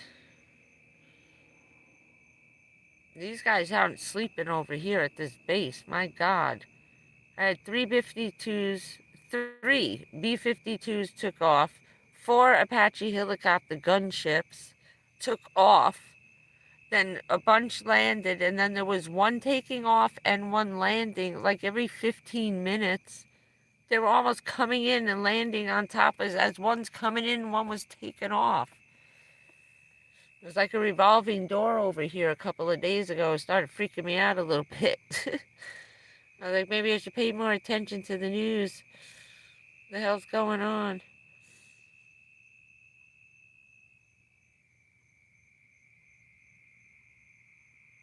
Yeah, we're right over the landing path. Yeah.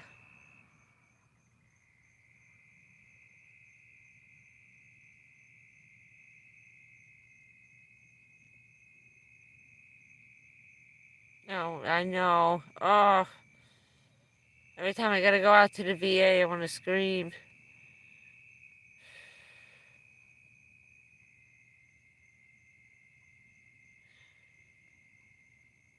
We're going to bed yet. I will. Okay, so let me get this going. It is never gonna upload. It's 4 hours now. See, an hour ago I was getting the fuck off and I plugged it in. Look what happened. Oh.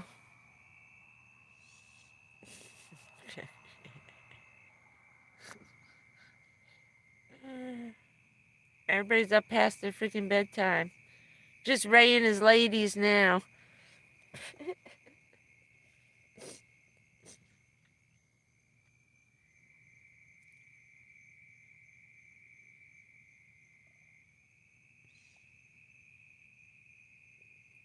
I will. Keep the ladies safe. Don't forget popcorn and Uno. Saturday, 9:30. I'll give you the extra half hour. Okay, let's get this up there so Stacy can watch the beginning. Remember, the first 45 minutes are a good one. He gets his harem on. Be good to the ladies. I love you guys. I'll see you on Saturday night. Okay? Popcorn and Uno.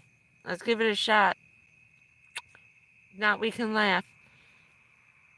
I'm going to do this now. That's why I got to get off. It's never going to upload and it's going to run out. I know. We can rewatch it again. Yeah, I got to keep an open phone here. Love you guys. I'll see you Saturday, 9:30. Okay. Night. You guys can stay in bullshit.